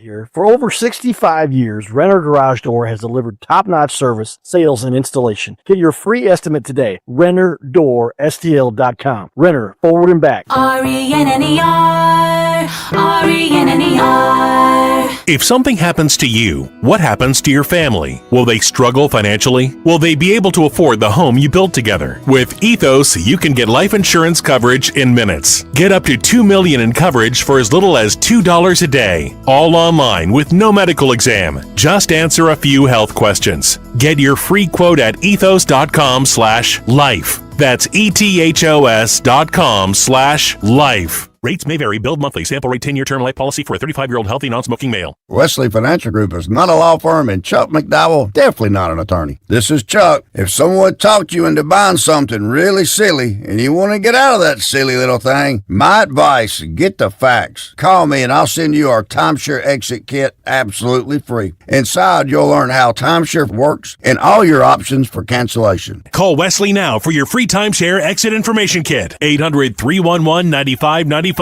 That's 800-311-9595. The Chris and Amy Show on 104.1 FM KMOX. Now, a look back at this week's Chris and Amy Show. Out of context. So you think there was a Corolla orgy? I think so. Well, dogs have buttholes. And you're right. Wouldn't get on your pillow. Yes. Want to talk about the Amish people? Amy may be fired because she's been looking at porn at work. Can you imagine taking your kids to the zoo and go, Mom, is that jelly bean? The dog inevitably puts its butthole up by the pillows. Thank you for listening, you disgusting people. Alexa, shut up! No, the French. We are too... I don't think I'm going to blow up your cotton now. Good stuff. Oh, no. I heard most of that. Oh, my gosh. What an offensive little segment. Yeah, it's Lots my of favorite segment. Talk about the rear end of a dog. There is a lot of talk about that. And it took multiple days, too. Yeah. Right. Well, I mean, Ranj makes a very valid point about all that stuff. It was warranted. Yeah. So I'm going to play a few of those clips for you, and I need you guys to give me the context to why you said such horrible things. Michael, you weren't here, obviously, the entire week. I'll pretend like I'm Chris. Yeah, I'll pretend like you're Chris. Yeah. Or you can kind of just guess your way through. So, Amy, I'm going to start with you. Okay. Give some context to this. So you think there was a Corolla orgy? I think so. What is a Corolla orgy? I know what this is related to. Okay, so here we go. So we were talking about cars being broken into. And one time, while Ranj has never had his windows broken, he got into his car that had been parked in his parking lot, and nothing was amiss except there was a bottle of baby oil in the passenger seat. P. Diddy been here is what that meant. Correct. Mm-hmm. I would rather my window be broken than find baby oil in my car. I don't like baby oil, period. In any context, in any place. You can't ever get it off you once it's on you, too. I don't know. You can't. All right, next up. The dog inevitably puts its butthole up by the pillows. This was related to the conversation y'all were having about bed sheets. Yes. And Ranji rightly was making the argument that you people who allow your dogs into your bed might as well just wear your shoes to bed as well, because that's what you're doing. Naked, and then the dog's got naked, but just your butt shoes up on your pillow. Uh-huh. And I think he was talking about being at a girl's house and the dog sat on the pillow. Yeah. Yeah, enough said. Not happening in my house. Amy, this one's from you. Can you right. explain this? Want to talk about the Amish people? Why should we be talking about the Amish people? Okay. I think we were talking about the Amish people because, and I feel bad saying this, but a lot of puppy mills are in Amish country. Is that why we were? I don't think so. I think I know. It was part of it. See if Michael can steal. Oh. You were talking about how the Amish have changed lifestyles lately, and now they're driving. More Amish are driving. Mennonites drive. Mennonites? I thought it was Amish. Same though, All right? of those were brought up. The conversation was, how are these Amish people in such great shape when they break all the diet rules? That's right. I forgot. Eating bacon and butter. Guess what the obesity rates among the Amish people are? I can't be anything because they don't eat anything processed. No, but they eat like fat and they eat butter and they eat red meat. 4%. That's it. Yeah. Our obesity rate in America, the average American is like 44%. Mm-hmm. But the Amish, they're outside and they don't eat processed foods. They cheat though, because I've been up in Michigan and I've seen them taking their little Carson buggy through the McDonald's drive-thru. Really? I have. You have? Totally. Like they really do. Amy, this one is both you and Ranj. Okay. Give some context to this. Oh, no, the French. We are too. No, I don't think I'm going to blow up your car today. No. The French Mafia. Why were you impersonating the French Mafia? I don't know. Wow. Why were we impersonating the French Mafia? I was really tired this week. I don't remember why we were talking like the French. Because Ranj had insulted the Croats and the Italians already, calling them mobsters, right? That was a different time. Kind of, yes. So we were talking about the vehicles that were blown up in Clayton. But this was before we knew yes. what it was. A horrific hate crime. But you said you had a family member who went on a date with some guy who was very vague about his career. Yes, that's a true story. His car blew up. His car, Michael, this is a true story. My sister went on a date with a guy, and the day, like shortly after the date, his car like exploded. It was not good. Yeah. So he may have been working with the French Mafia. But we said no. The French, they do not have time for crime. We just know the French. We are too. No, I don't think I'm going to blow up your car today. Okay. Any more context? Now that we know more, I just feel bad because we didn't know what it was at the time. But it did remind me of my sister had a. Anyway. Last one for Amy. Can you imagine taking your kids to the zoo and go, Mom, Dad, is that Jelly Bean? Is that Jelly Bean? Is that Jelly Bean? Who's Jelly Bean? Well, I know. Go ahead. Okay. So there's a zoo in Denmark, I think, that they are telling people to bring their unwanted pets to feed the predators, like the lions and the tigers. So imagine you bring your guinea pig, and alive. Now, they said they euthanize the guinea pigs first before they give them to the tigers. They even said small horses. Ugh. A small horse? Yeah, but that's why I said, like, imagine Jelly Bean. Imagine you're a kid. And you're going to the zoo. And you're like, Mom, is that Jelly Bean? Good job. I guess it makes sense, right? Like, if a dog's going to die, they give it to the lion? I would not know. Oh, my God. That's terrible. Jelly Bean. That's so sad. That's such a sick zoo idea. What does Harambe think on our stream? I'm sure he's got strong feelings about what we do. Oh, my gosh. He doesn't get along with the zoo. He doesn't get along with the zoo anymore, Harambe. No, he doesn't get along with anybody anymore. No, he's gone. R.I.P. Well, Michael, thank you so much. It was good to see you guys today. I have to go run and do the rest of my jobs now. I know. This guy's got a million jobs. He's a Renaissance man. Just trying to be like you. Thank you, Michael Kelley. See you guys. Allegedly, Chris Ranji returns on Monday, but coming up next, we've got the Gas House Gang. This is the Chris and Amy Show on KMOX.